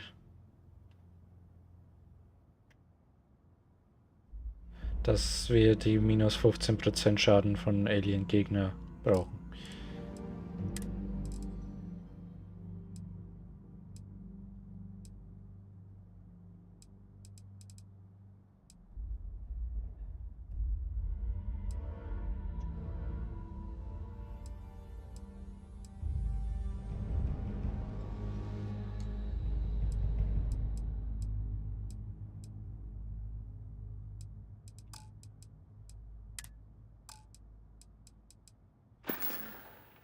Okay, dann begeben wir uns hier durch.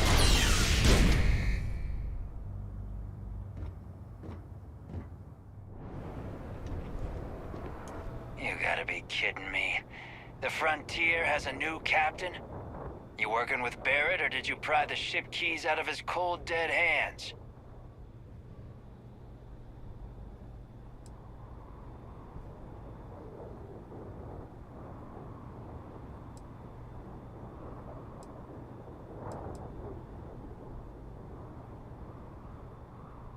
Oh no, you see, we weren't really after Barrett. We're after that ship. Every Crimson Fleet rook hears about the Frontier. That constellation keeps treasure hidden in the cargo bays. The loot from 100 planets. That statement is partially correct. The Frontier has been to many planets and moons, but the only things held in the cargo bays are spare parts, dust, desiccated food particles, and a variety of species of ant. I don't care what kind of lies Barrett programmed that robot to say. We're taking that ship. Nix gibt.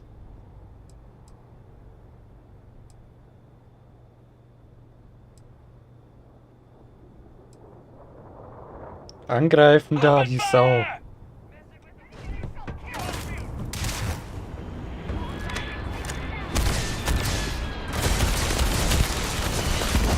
Oh Gott.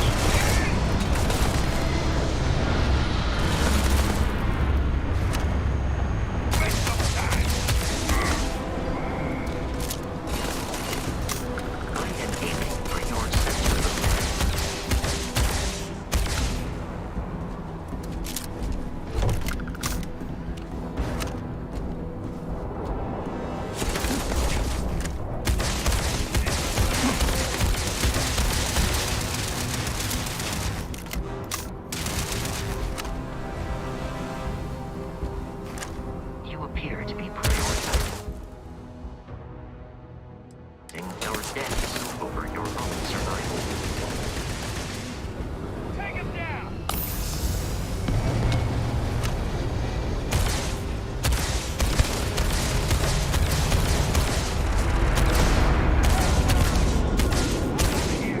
In combat, Barrett often yells, "Pew, pew."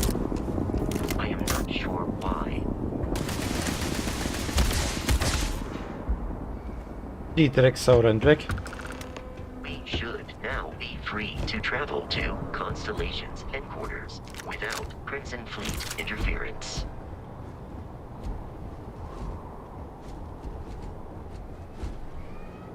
Okay.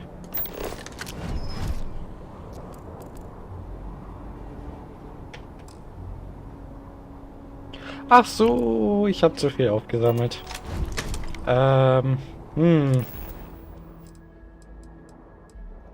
Schmeiß mal ein paar Waffen weg hier.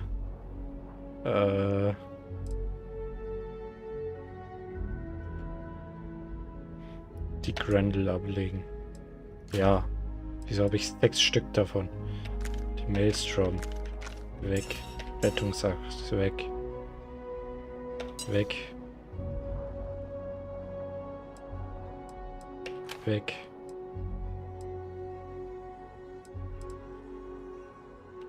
Da eine weg. Reicht's jetzt, um schnell zu reisen?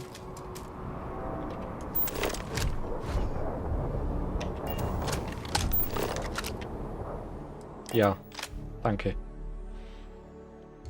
Captain, to reach the lodge, we must jump to the planet Jemison in the Alpha Centauri system.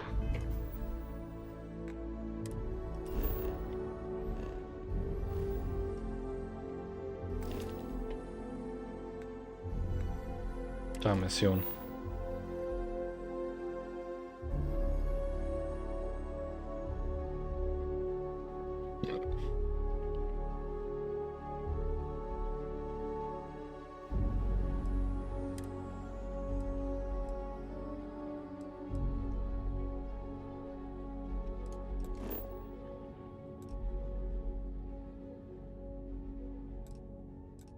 Dann springen wir mal los. Ah, das macht jetzt schon Bock, das Game. Do not worry, this will all become second nature before too long. This is United Colonies Security. Maintain course and prepare to be scanned. Scan complete. No contraband detected. You are cleared for landing at New Atlantis.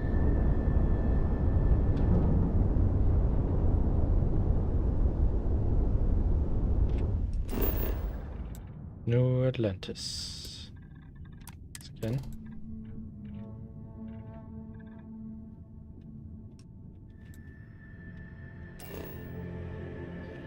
New Atlantis. Hier landen.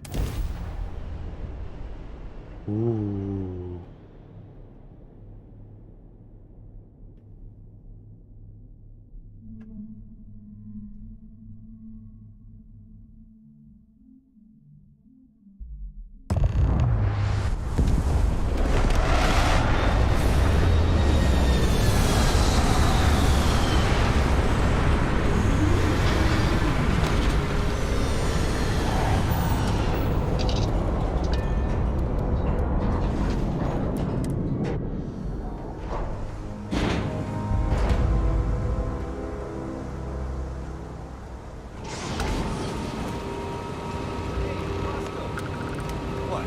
No Barrett? Let me guess. Protocol Indigo again?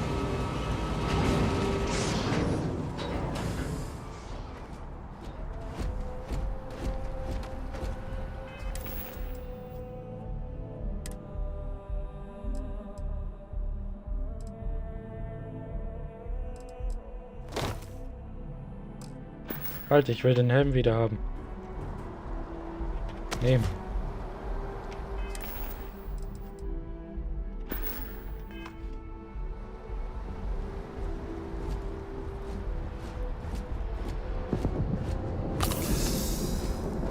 I can assure you, this unprovoked attack on a United Colonies research facility will not go unanswered. We'll get you settled into your new assignments as soon as possible. For you, Bobby, that includes meeting your foster parent. My parents aren't dead. They just took a different shuttle. I'll see them when they get here. Oh! Well, of course, that's sure possible. We'll just... Oh, weird moment. Helena Chambers, ID SSCOM 1327 HCHA. I was the station administrator. I'll need to report to Mast ASAP for a full debrief. My treatment thus far. You see that scientist out in front of Mast, staring at trees? Sounds upset. Whatever it is, it can't be that bad, right?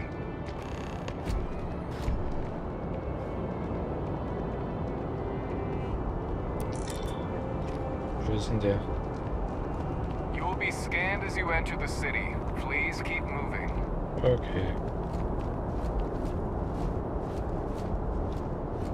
Okay, no bounty. You're clear. Enjoy your visit.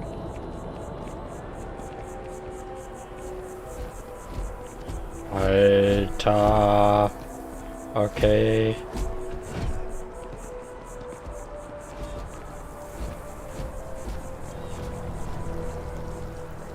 Gras. Achso, da muss man reisen. Gut, dann gehen wir erstmal. Nein. Wie war's, Tapia? Mission. Das da.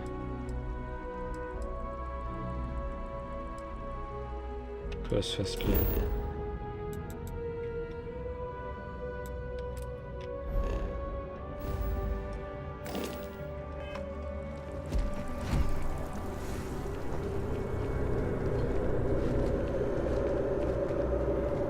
This is New Atlantis Transit, or the NAT.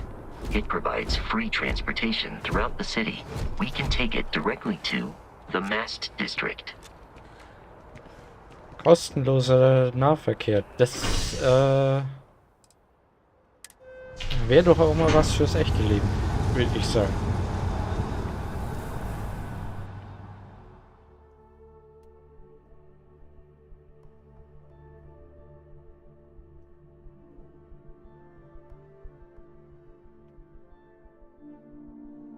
Captain, Constellation will be waiting for you at the lodge. Hätte ich jetzt nicht gedacht.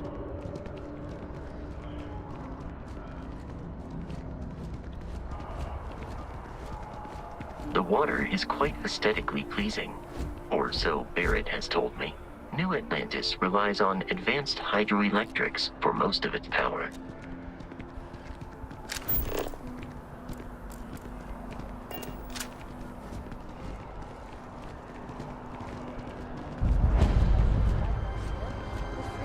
Oh. Jetzt verstehe ich auch, warum das Game so viel Hardware braucht, Mann. Alter. Hallo? We're hiring if you're interested. Ask in the security office. Wow, super Info.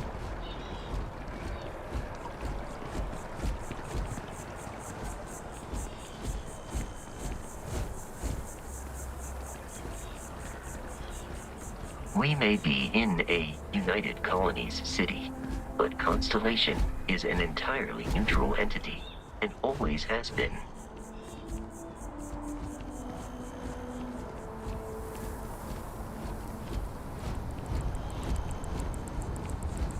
Ever run into spacers?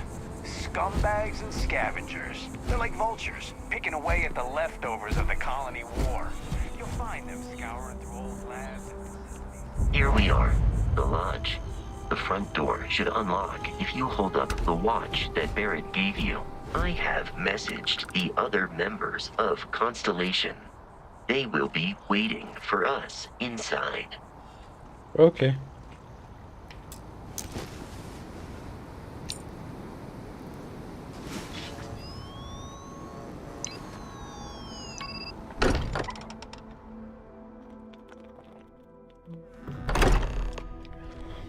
Ooh, fancy. Captain, everyone will be in the library, just inside.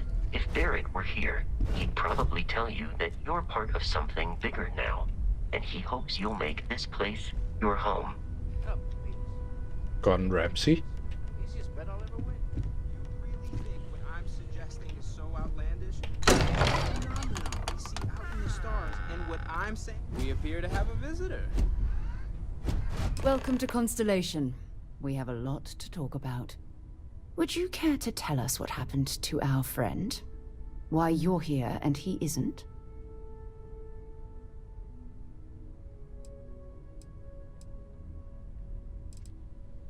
I see. Vasco, verify. All statements made have been factual.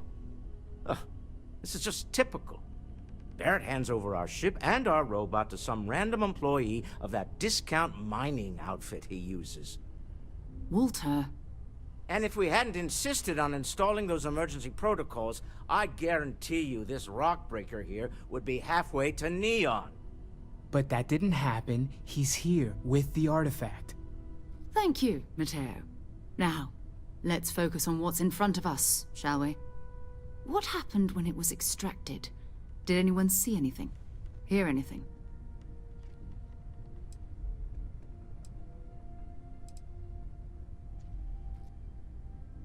Interesting. Similar to Barrett's description of the experience, with less embellishment.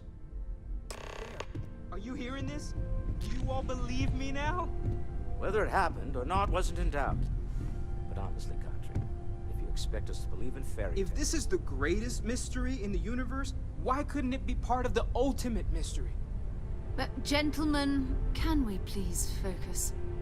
Noel, I think it's time we tested your theory. Right. Let's see. We know the artifacts react to each other. The pieces we already have move when they're in close contact.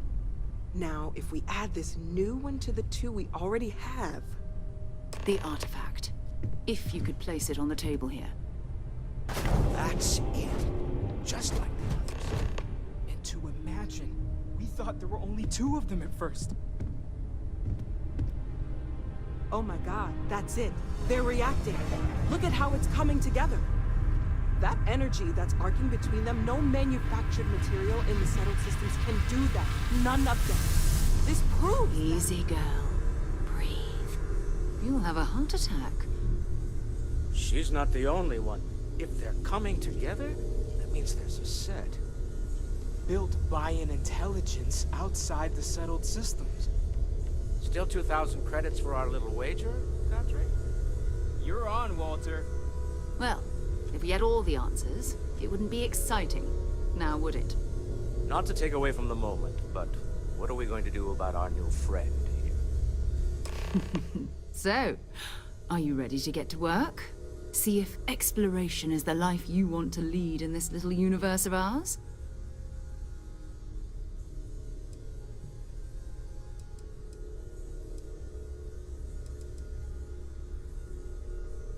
You should take some time to get settled in. Introduce yourself to everyone.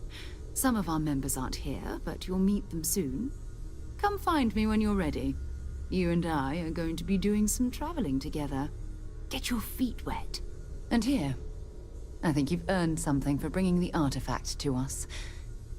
In addition to credits, why don't we set you up with a backpack with some boost capability? You'll need it out in the field anyway.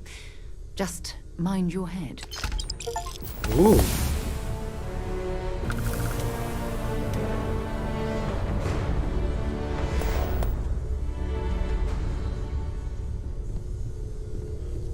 Okay, erstmal ankommen hier.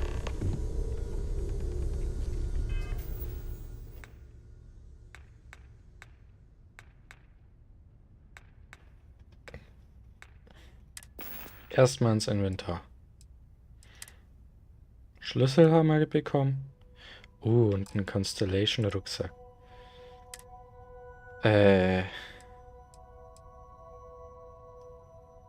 Hallo, her damit. Das Ding hat Booster Packs. Meins.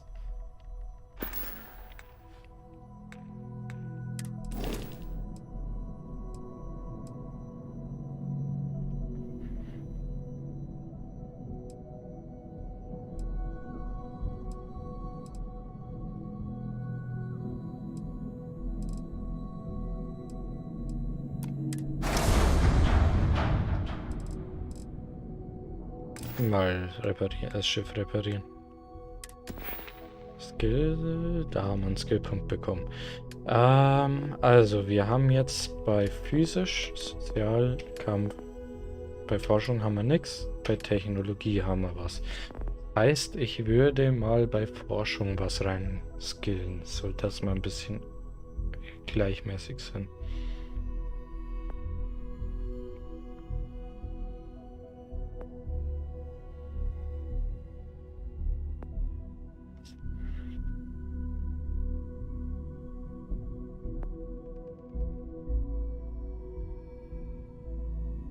Ich glaube, das wäre ganz wichtig wegen dem Alien-Perk, was wir ausgewählt haben.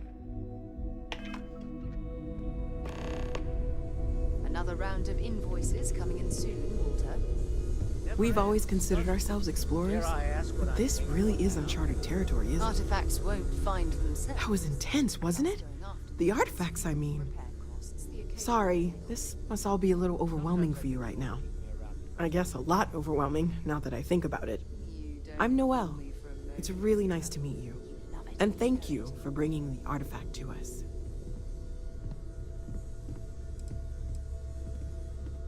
Oh, gosh. No, I mean, that's flattering, but really, we're making this up as we go. Until you arrived, we only had the two, and the vaguest sense that there was something more at work. There's still so much we don't know, and that means a lot of work ahead of us. Well, right now, nothing's off the table. Metallurgical analysis, chemical composition, I'm looking at everything. One thing I'm really trying to improve is my overall database of xenobiology. I don't know if it will help in this case, but the more we know about, well, everything, the better off we are, right? Speaking of, if you're gonna be out there looking for more artifacts, you're bound to come across some interesting specimens. Anything organic, I'd be happy to take it off your hands.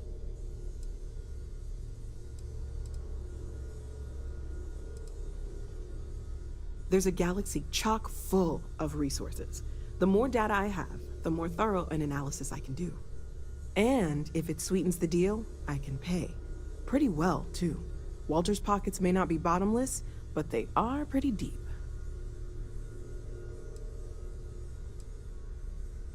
Okay, let's take a look.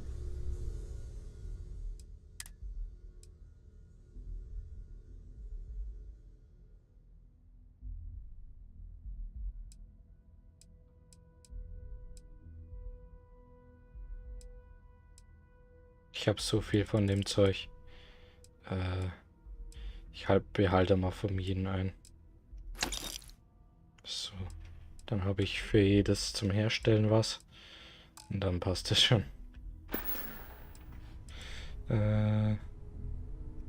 Of course. There's plenty of planets out there that no one has ever set foot on, and everything we learn about them is valuable. We have a board where we post anything specific we're looking for. A type of alien flora or fauna, or a planet with a specific quality, like if it's primed to have life but doesn't yet.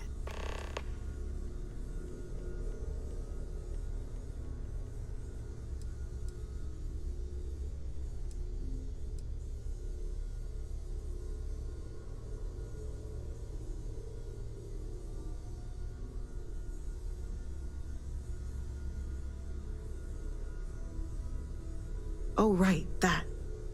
If we're approaching this rationally, I suppose we'd call them visual and auditory hallucinations. What you perceived as lights and music could be overloaded neural input, your brain's attempt to make sense of something, an energy surge, some other phenomenon.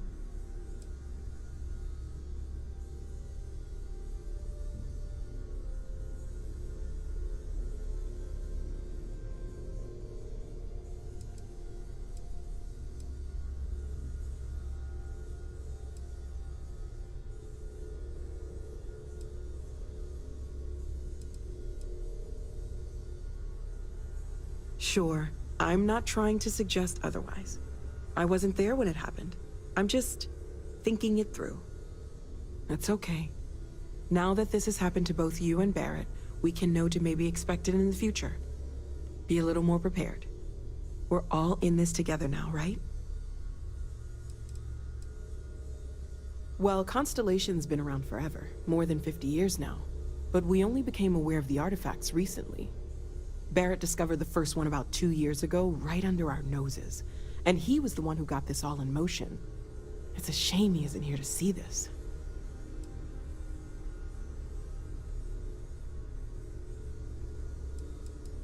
So. Planning on sticking around then? Good. I think we can find a spot for you. And along the way, I can give you the very abbreviated tour.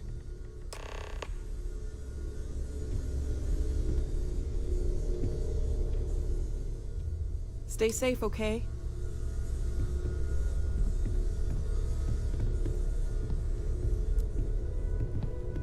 You mind if I ask you kind of a personal question, Walter? You sure spend a lot of time on Constellation business. Doesn't Issa miss you? That is a rather personal question, but I'll indulge it.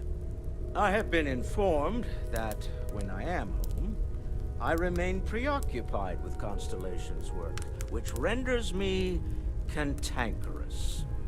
My darling Issa has concluded that it is in both of our best interests if I could spend my time working from the lodge as often as possible. Wow. All right. Whatever works for the two of you, I guess.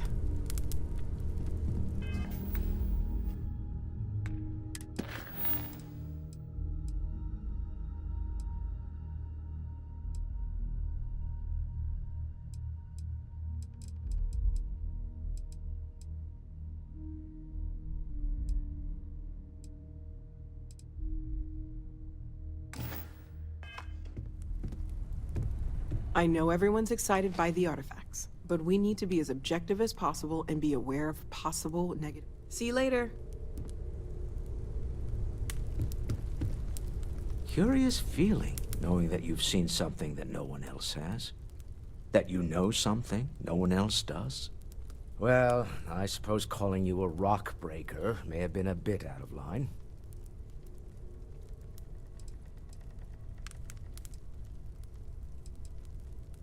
Still doesn't excuse it. My frustrations lie more with Barrett. Not the first time his shenanigans have jeopardized one of our ventures. Not fair of me to take it out on you, especially since it would seem he made the right call this time. So, let's start over, shall we? Walter Stroud, CEO of Stroud Eklund, member of Constellation, and oft-times grumpy old man. Welcome aboard.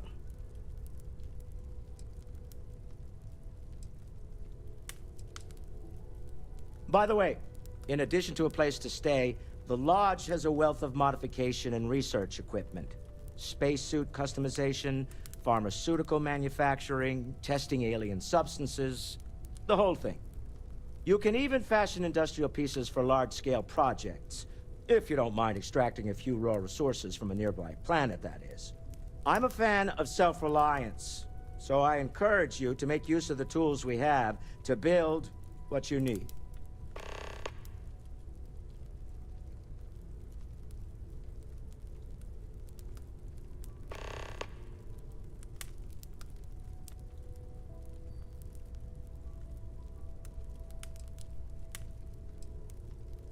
Funny thing about companies, you build one sturdy enough, it doesn't need you there all the time to prop it up. Stroud Eklund functions quite well on a day-to-day basis, leaving me time to devote to more esoteric pursuits.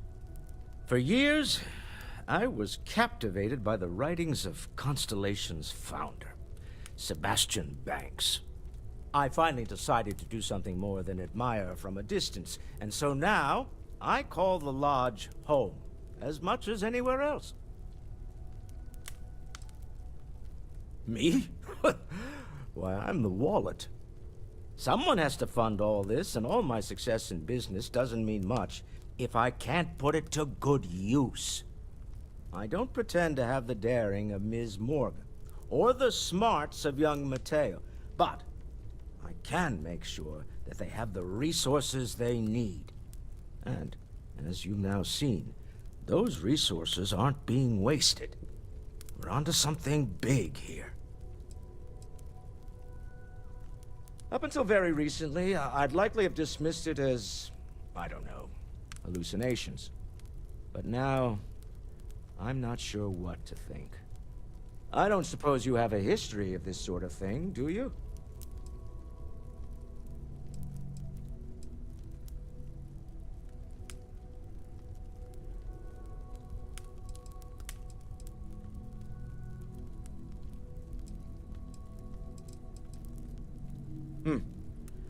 I'll take your word on that.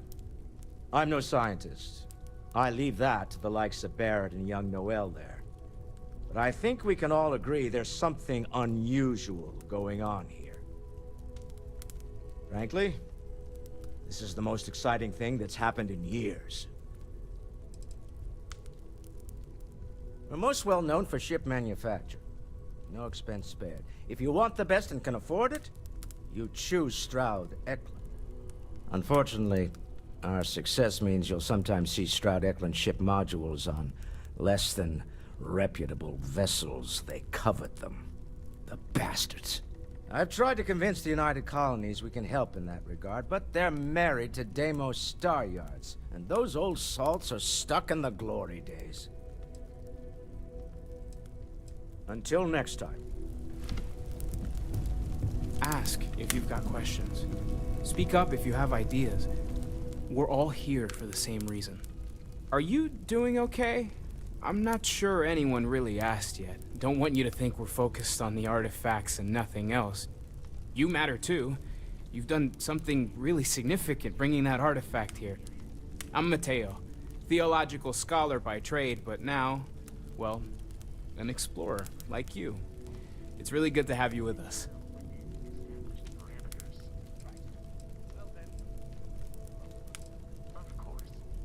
Second one was on Kazal, buried the same as the one you found.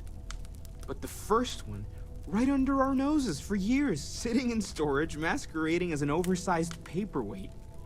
Can you imagine potentially the greatest discovery in human history collecting dust? I'm not gonna lie, I really wish I could have seen this for myself. It's hard to judge otherwise. Both you and Barrett saw something. I don't think that's a coincidence. Did it feel like it was trying to tell you something? I don't want to necessarily use the words divine revelation, but, you know, if the label fits.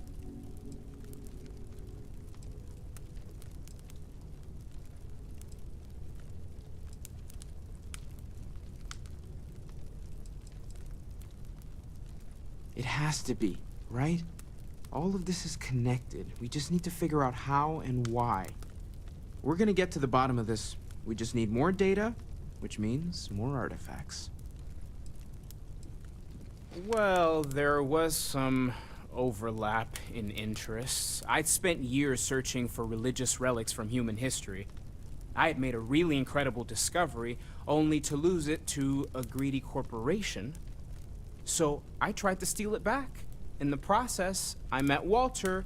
Turned out he owned the corporation. After a long talk, we realized we had a lot in common, and I was invited to join Constellation. Take care of yourself. So, ich will aber mal eben...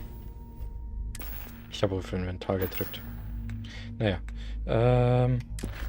da.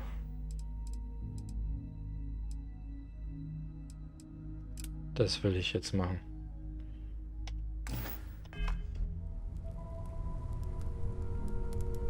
Wohin muss ich? Gute Frage, nächste Frage, wa?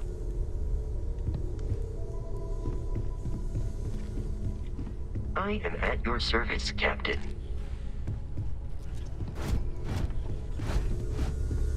I hope Barrett makes it back to us. I know he gets into trouble all the time, and everyone... Stay safe, okay?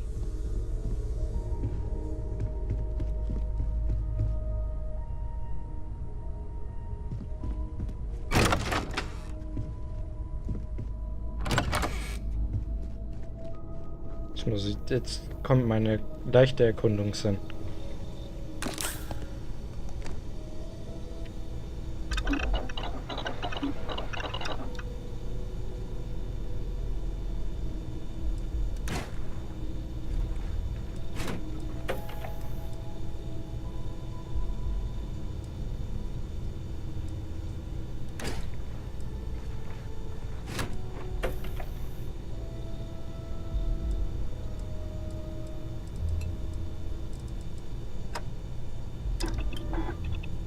Stellen wir mal was her.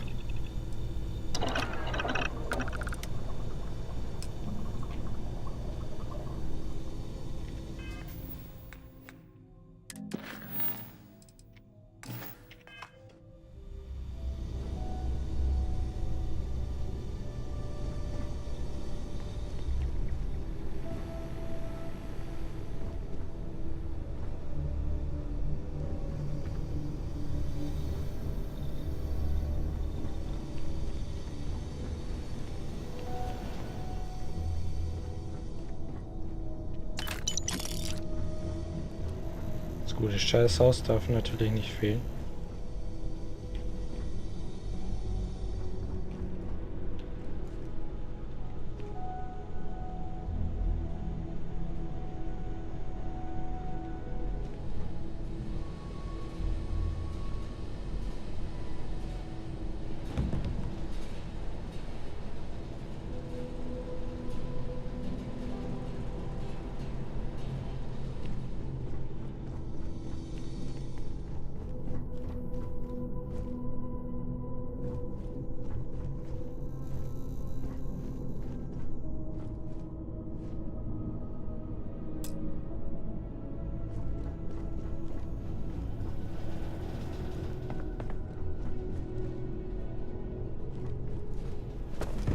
Rausgehen wollen wir nicht.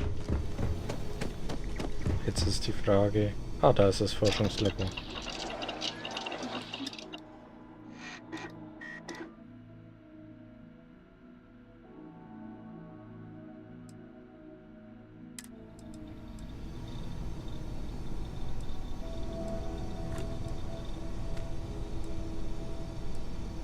Waffen, schauen wir mal. Laufmods, Griff- und Kolbenmods, Optik- und Lasermods. Schauen wir mal.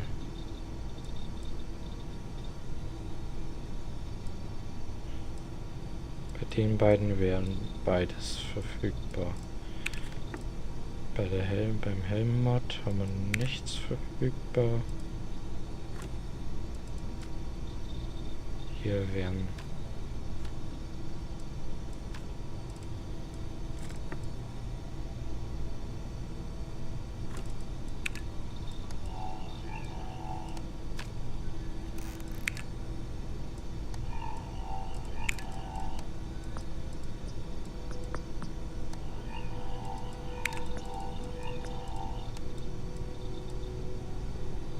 dann machen wir mal das hier.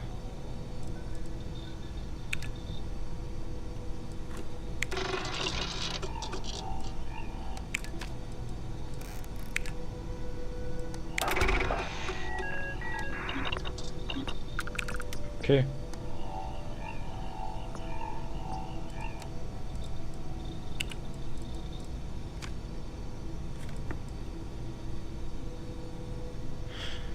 Check, check.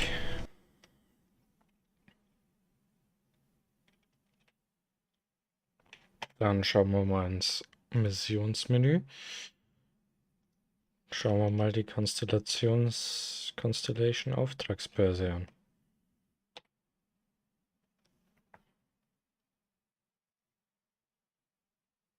Ah ja, und da gibt es dann Missionen, wo man hinfliegen kann und man kriegt Credits für. Aha, aha, aha, aha. Okay. Check. Das ist aber eine Sache für andermal.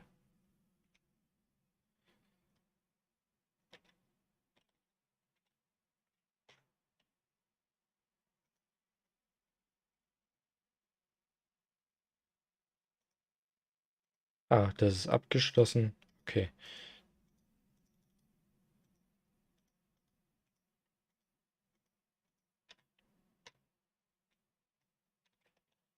Okay. Ab nach oben.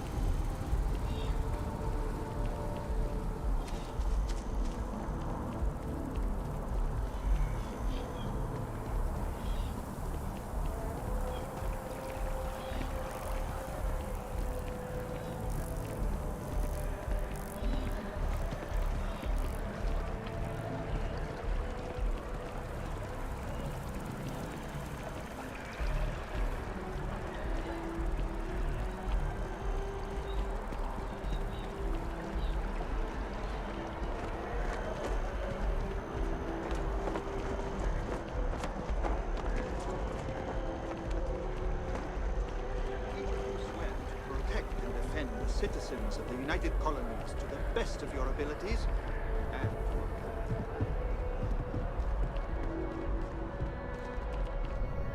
Welcome to Mast. If you have an appointment, you may proceed inside.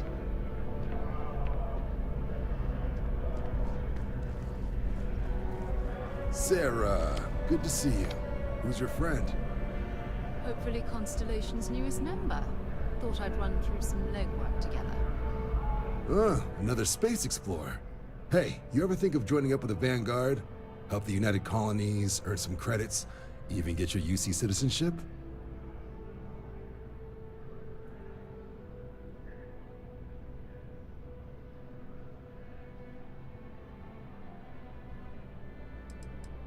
United Colonies volunteer fleet.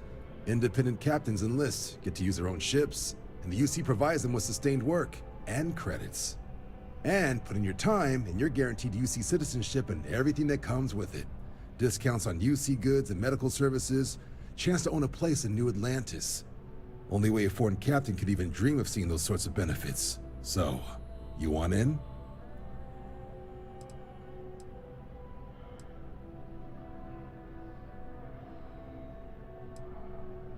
All right.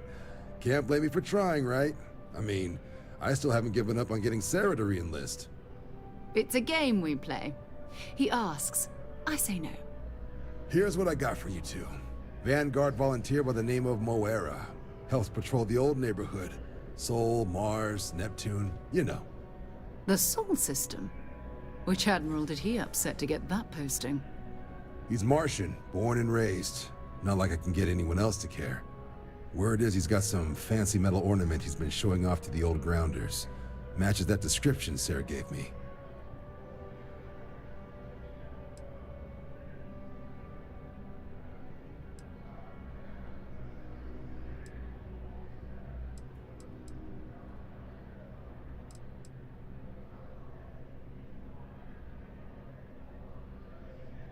Hey, Vanguards risk their lives every day to keep people safe.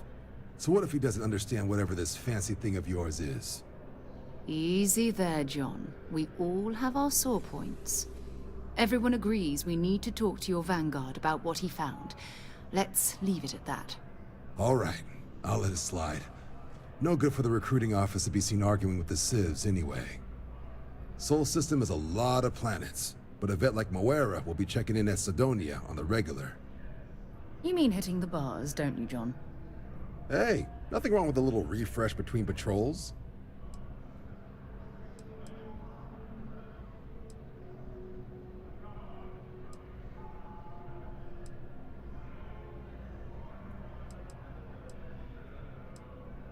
Anything for Sarah. UC always takes care of its own. Even the prodigal children. Oh, brother. I'm serious about that recruitment offer, by the way. You just come talk to me when you're ready. UC is a good friend to have.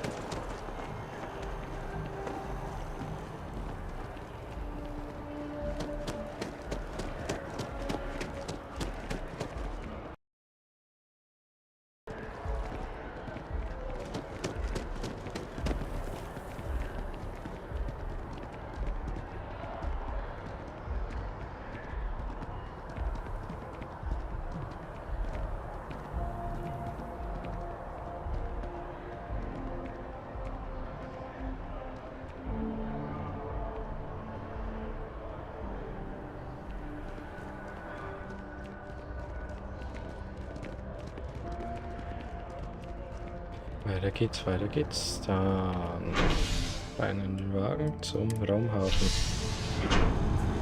Und sie bleibt einfach, okay, sie fährt mit dem nächsten Zug. Weil, warum nicht?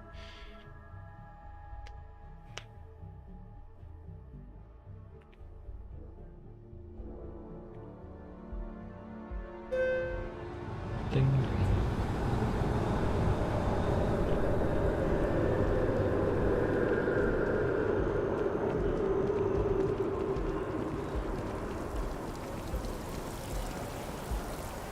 Oh, I've always liked that statue. It's beautiful, isn't it? I wonder what the artist was trying to represent.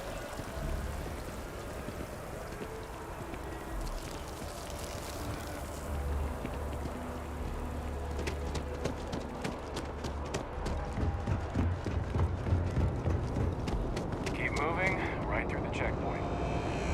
Security scanners, chemical sniffers. The United Colonies sure isn't taking any chances.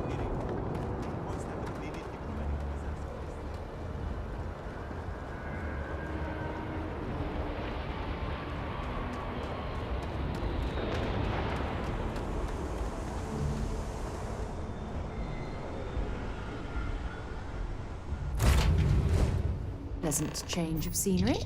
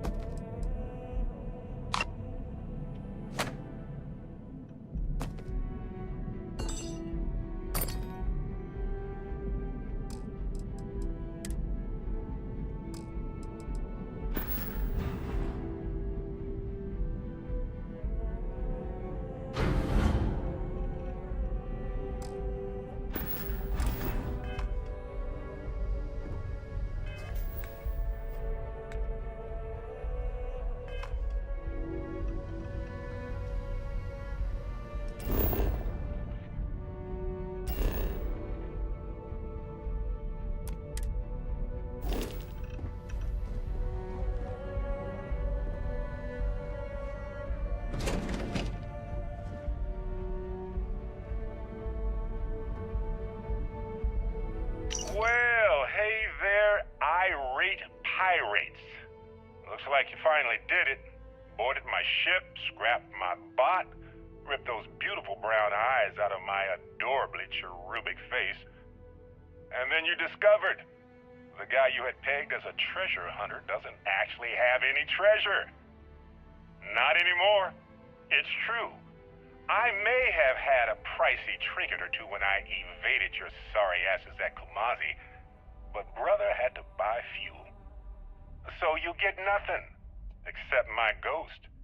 Because I am gonna haunt your asses till the end of your days. Which, for a Crimson Fleet pirate, is about, what, another week? Lustiger Typ.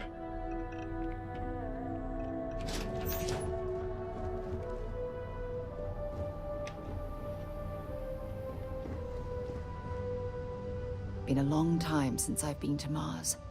Sol system doesn't get a lot of traffic.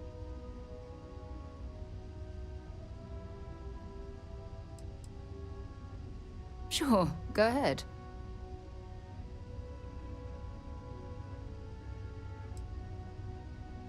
You mean apart from being the chair of Constellation for the past 5 years? Well, let's see. I pride myself with my aptitude for astrodynamics, calculating optimal trajectories for grav jumping. That's been quite useful in the past. And as far as planetary exploration, my area of expertise is botany.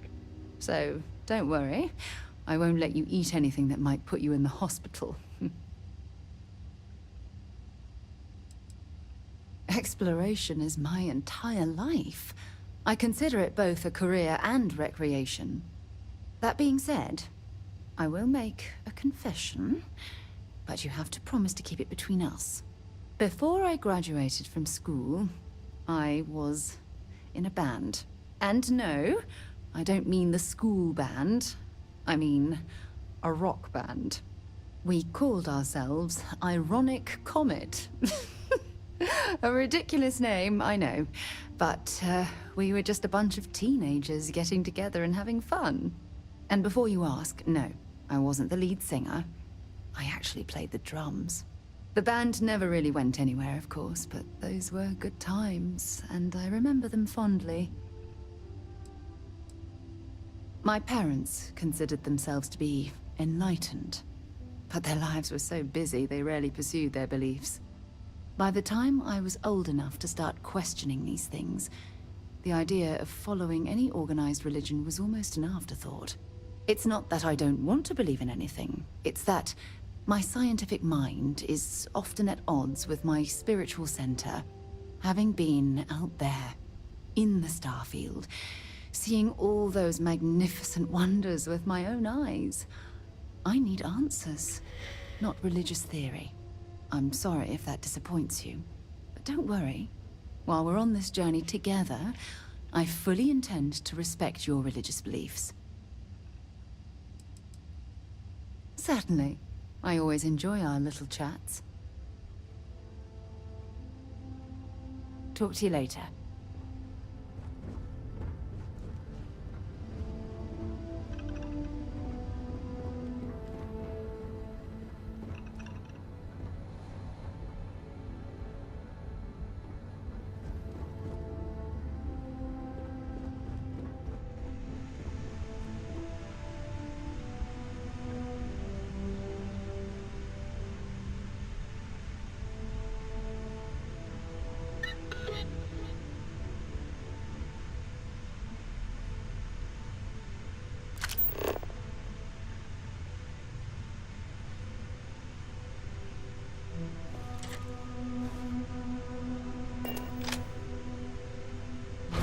Junk you're hauling is seriously slowing you down.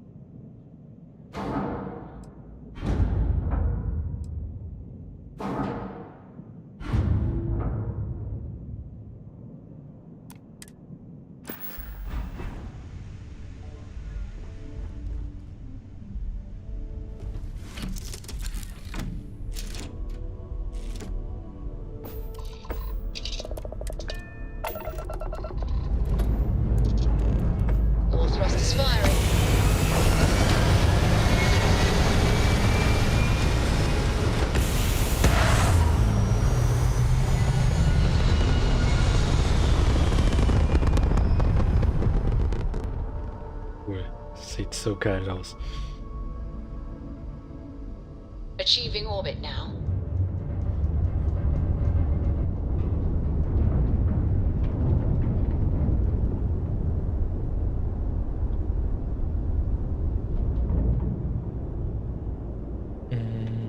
Karte. Da.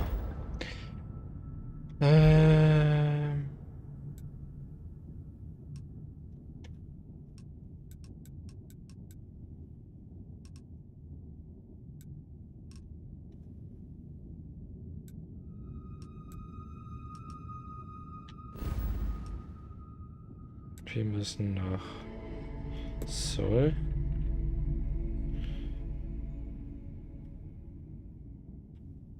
Da müssen wir hinspringen.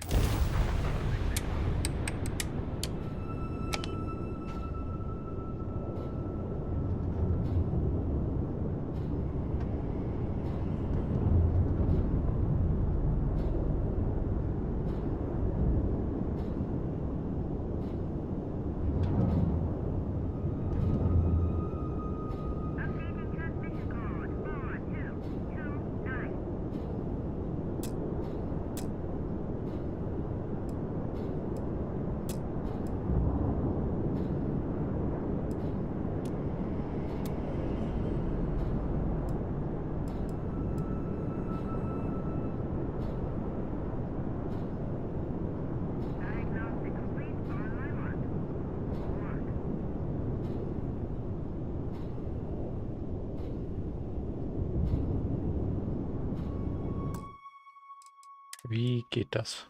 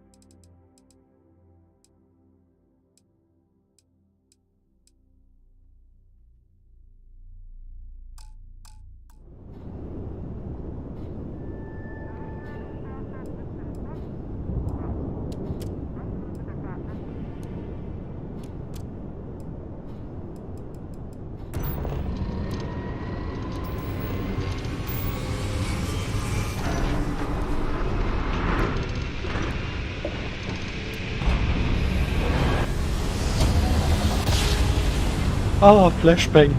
Ah. Scheiße, du. Jump complete. Prepare to be scanned for contraband. You're cleared to land. Enjoy your stay at Sidonia.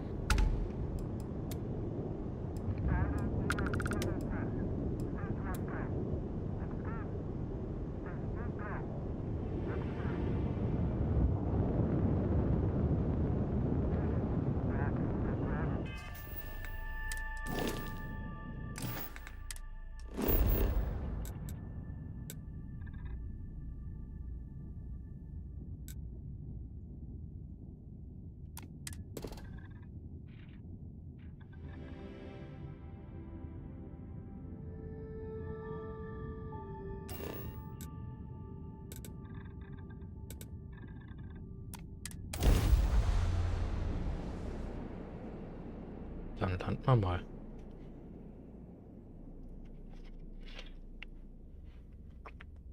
Setting down. Everything in the green.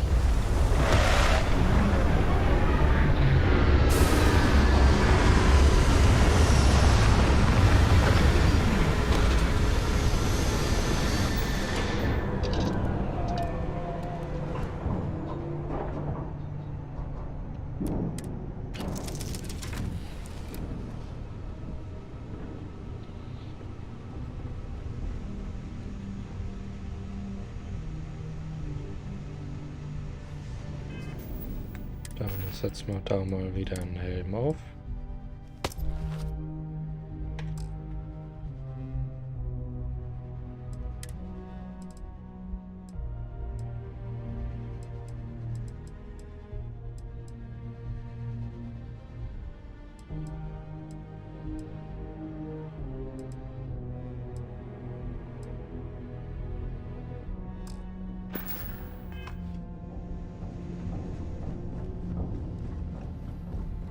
Auf geht's.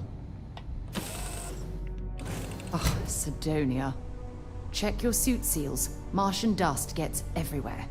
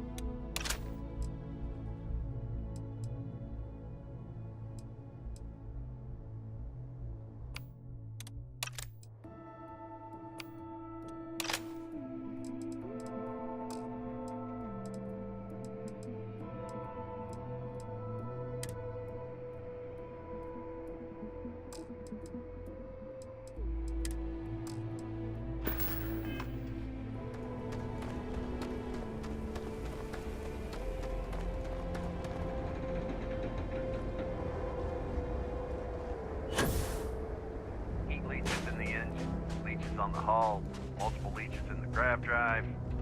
Suppose that would explain the brownouts. So, what's this going to run? If there are no other surprises, Building Sidonia completely underground was a clever way of keeping the city shielded from the harsh Martian landscape.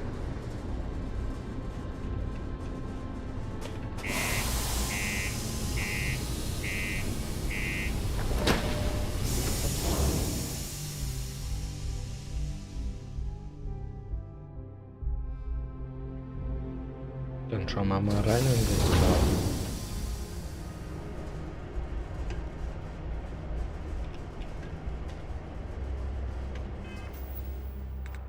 Gut, die hat ihren Helm auch wieder ausgezogen.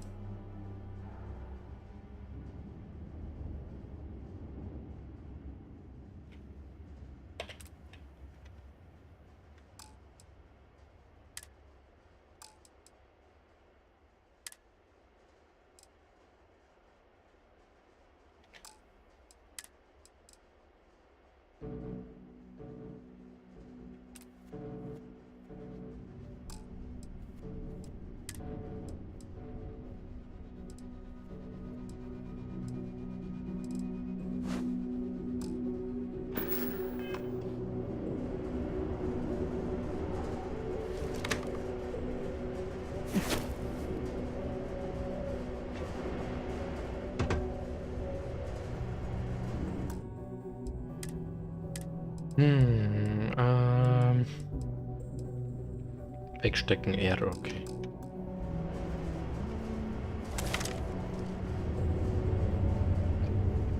Ah ja. Ja, passt schon.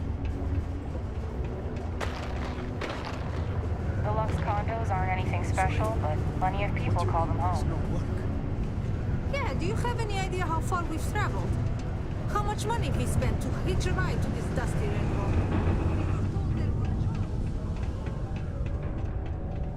Oh, ich hätte nach oben gemusst. Look at this place. I can't imagine being cramped down here, choking on the fumes and the dust. No trees, no grass. It's depressing. Estonia can have depressing effects. Hey, I get it. There's nothing I can do. It's out of my hands. You can take it up. Thought we'd struck oil, but it turns out it was just another deep one. Pardon. I know the Deimos employees here on Mars think I'm overbearing. But what they don't know is that I've saved this operation from being shut down countless times. He ain't been around. Went off on patrol. Hasn't been back in since. We're starting to think it might be time to pour one out to the blackest sea.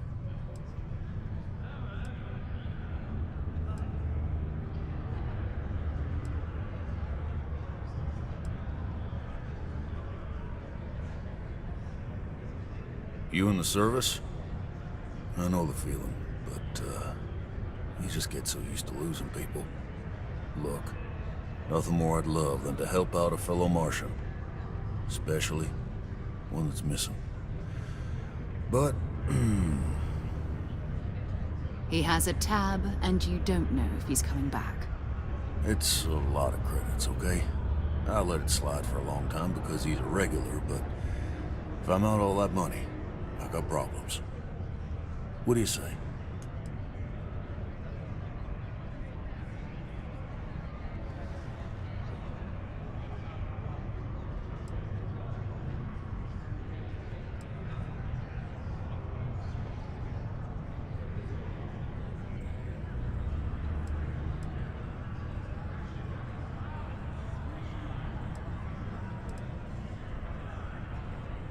No, I've done this routine. Let's skip to the part where you admit you're lying about what he owes. You calling me a liar? I'll throw both of you out of this bar right now. Oh, please. Two strangers arrive from off-world asking for information only you have. You see an opportunity. Everyone always does. Lower the price. Don't think we can't find another way to get what we want. Fine. Agreed on a discount, right? Let me confirm the amount. Okay, let's talk. Last time he was here, Moera kept yelling about the Lady of Love, singing songs, all that kind of thing. Venus? That's only one planet. Hardly an entire patrol route. I got what I got, okay? Fine. We'll make do. Auf nach Venus. It's hard not to work when your spouse is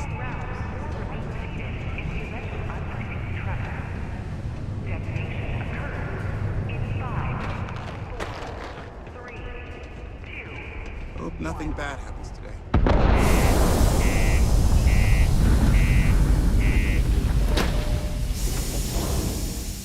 Was ist da los?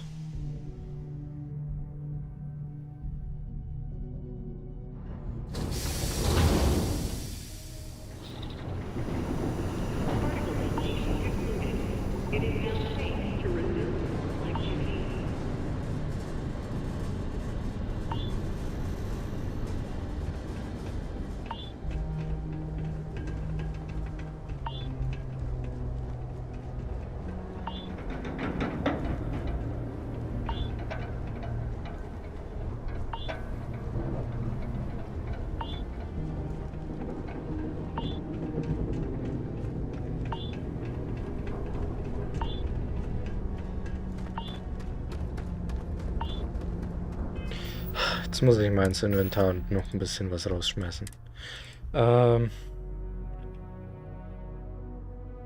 Weg. Weg. Den braucht man noch.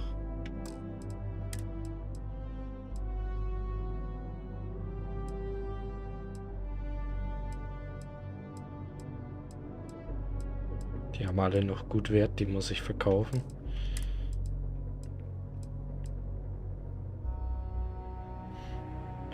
Den Mining-Ding weg. Die müsste ich verkaufen. Den Mining-Helm weg.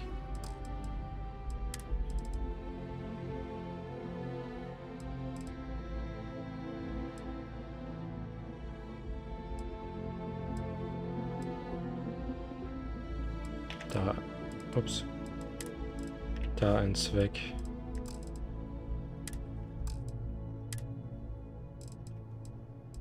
Muni braucht man eigentlich alles.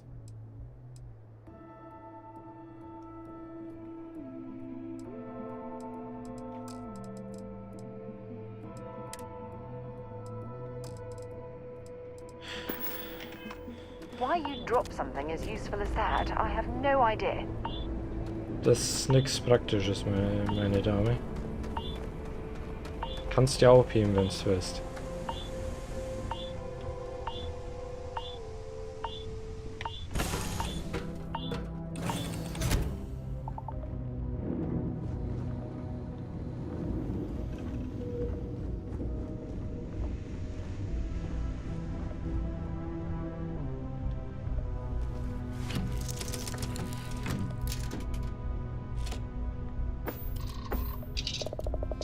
Auf. Weg von hier. Das doch.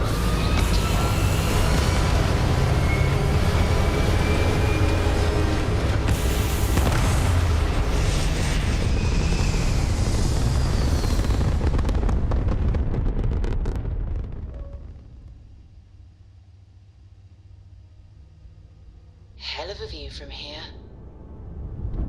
Super. Jetzt habe ich umso mehr Bock, mir Star Citizen zu holen. Naja. Wir wollen zu Venus. Gibt's ja auch. Jupiter. Erde, tatsächlich. Man kann sogar zu Titan fliegen. Zu den Nein, man kann... Alter. Ey, Leute. Dieses Game. Also, da, Kurs festlegen. Venus reisen.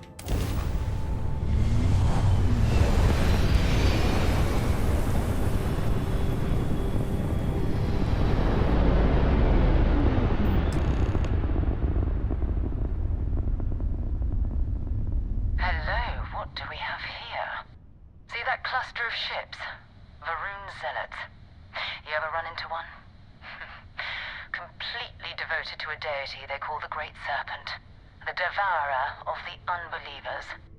I'll let you guess what happens if they spot us.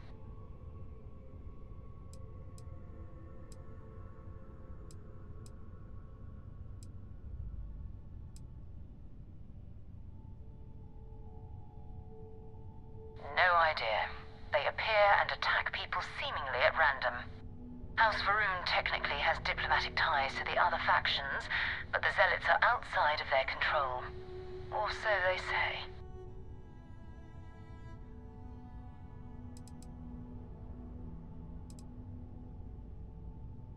No other ship readings in the area.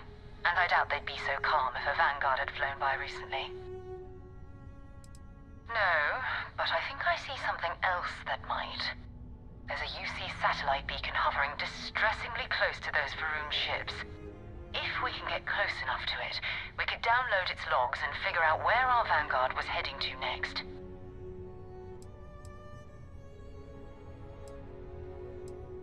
Exactly. Minimal ship power, go slow. We grab the data on that satellite and jump away.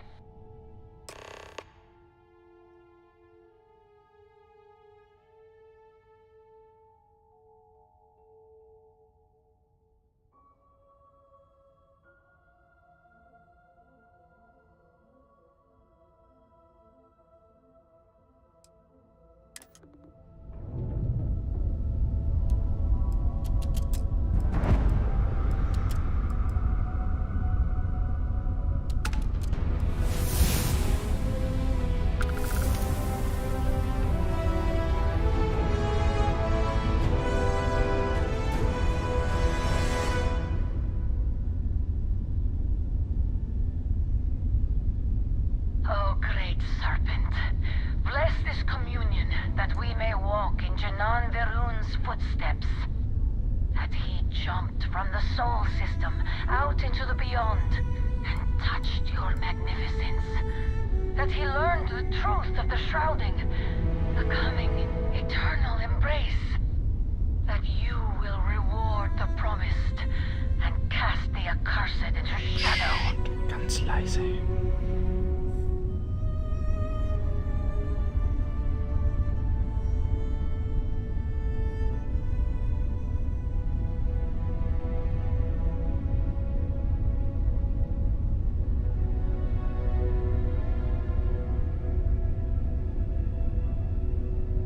Ganz leise und vorsichtig, Jungs. Das kriegen wir hin, ohne die anzugreifen.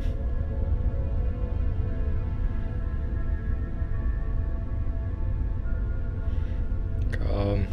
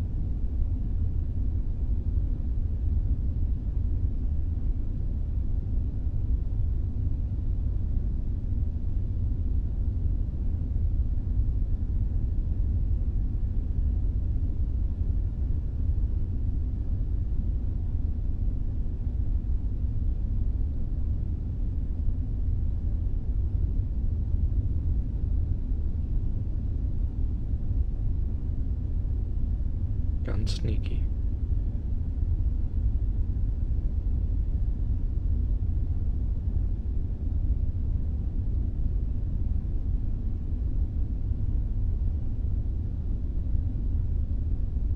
Sind gleich da.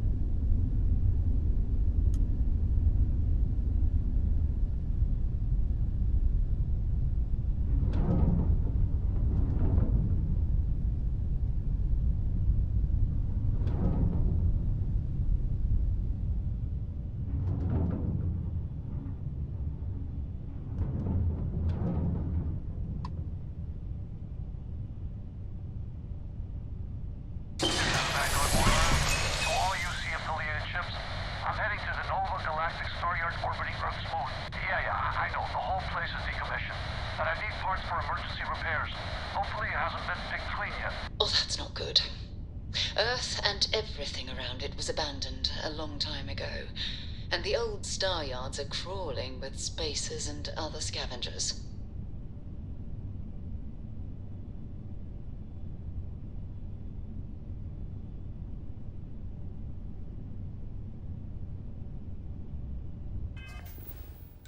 Okay.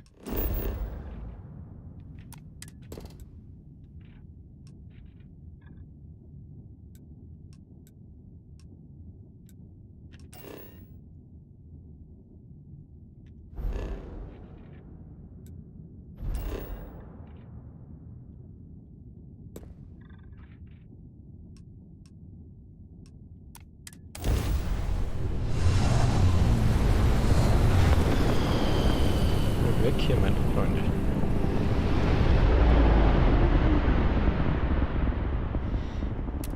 So, fahren wir mal wieder alles hoch.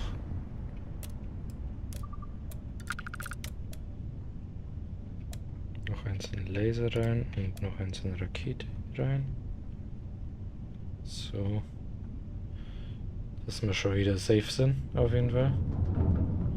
Und wir müssen auf jeden Fall landen. Da. Zack. Einmal scannen.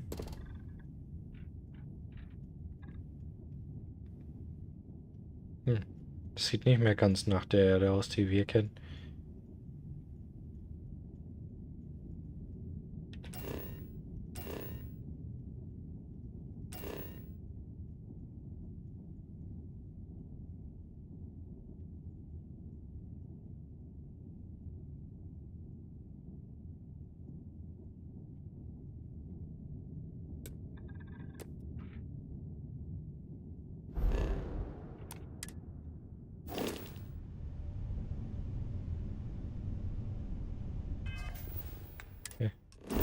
da nicht drauf landen?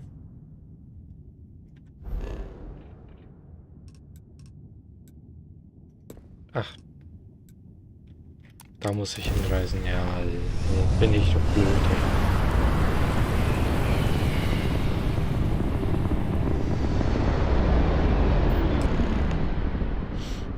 Da muss ich hin. There it is. Nova Galactic Star Yard, still orbiting Earth's moon. This is where the first interstellar ships were made.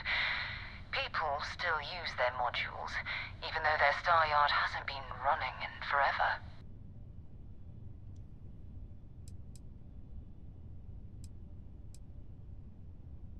It's all ancient history now, but the Earth lost its atmosphere. It started sputtering out into space. Humanity had about 50 years to evacuate the planet. That's kind of how the United Colonies government started, managing the exodus. Earth is more or less a dust ball now. You can occasionally find a few remnants of the world we left behind on the surface, but not much. Keep your weapons ready. Never know who else might be scavenging there.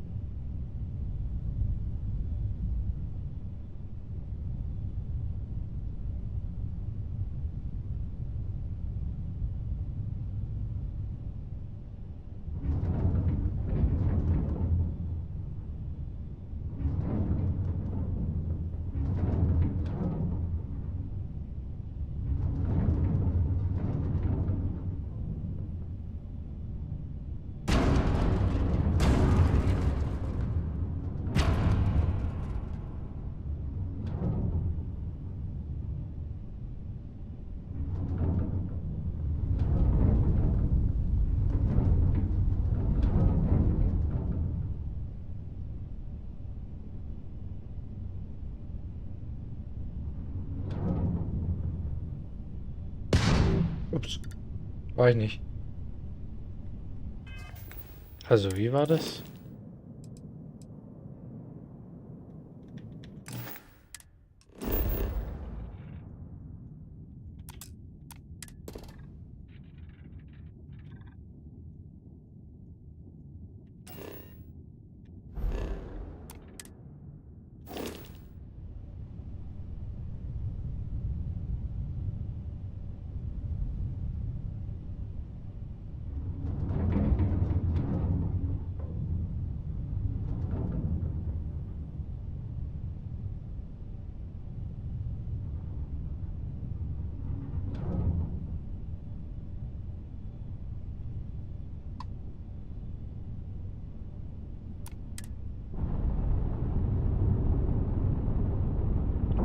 jetzt hat.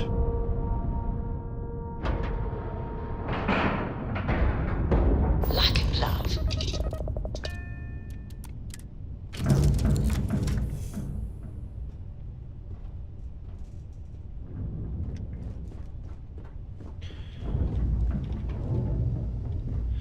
So, und was da auf dieser Station ist, sehen wir beim nächsten Mal.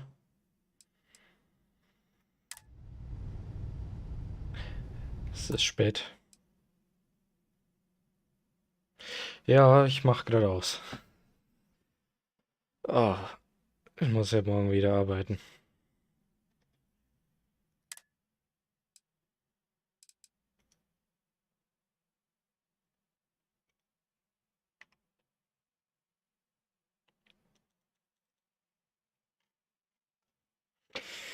Ja, hat auf jeden Fall mega Bock gemacht. Das Mega-Game, muss ich schon sagen. Haben sie sich Mühe gegeben, mal Bethesda? Wird auf jeden Fall weitergespielt, weil die Story ist auch, muss man schon sagen, sehr griffig. Ja, dann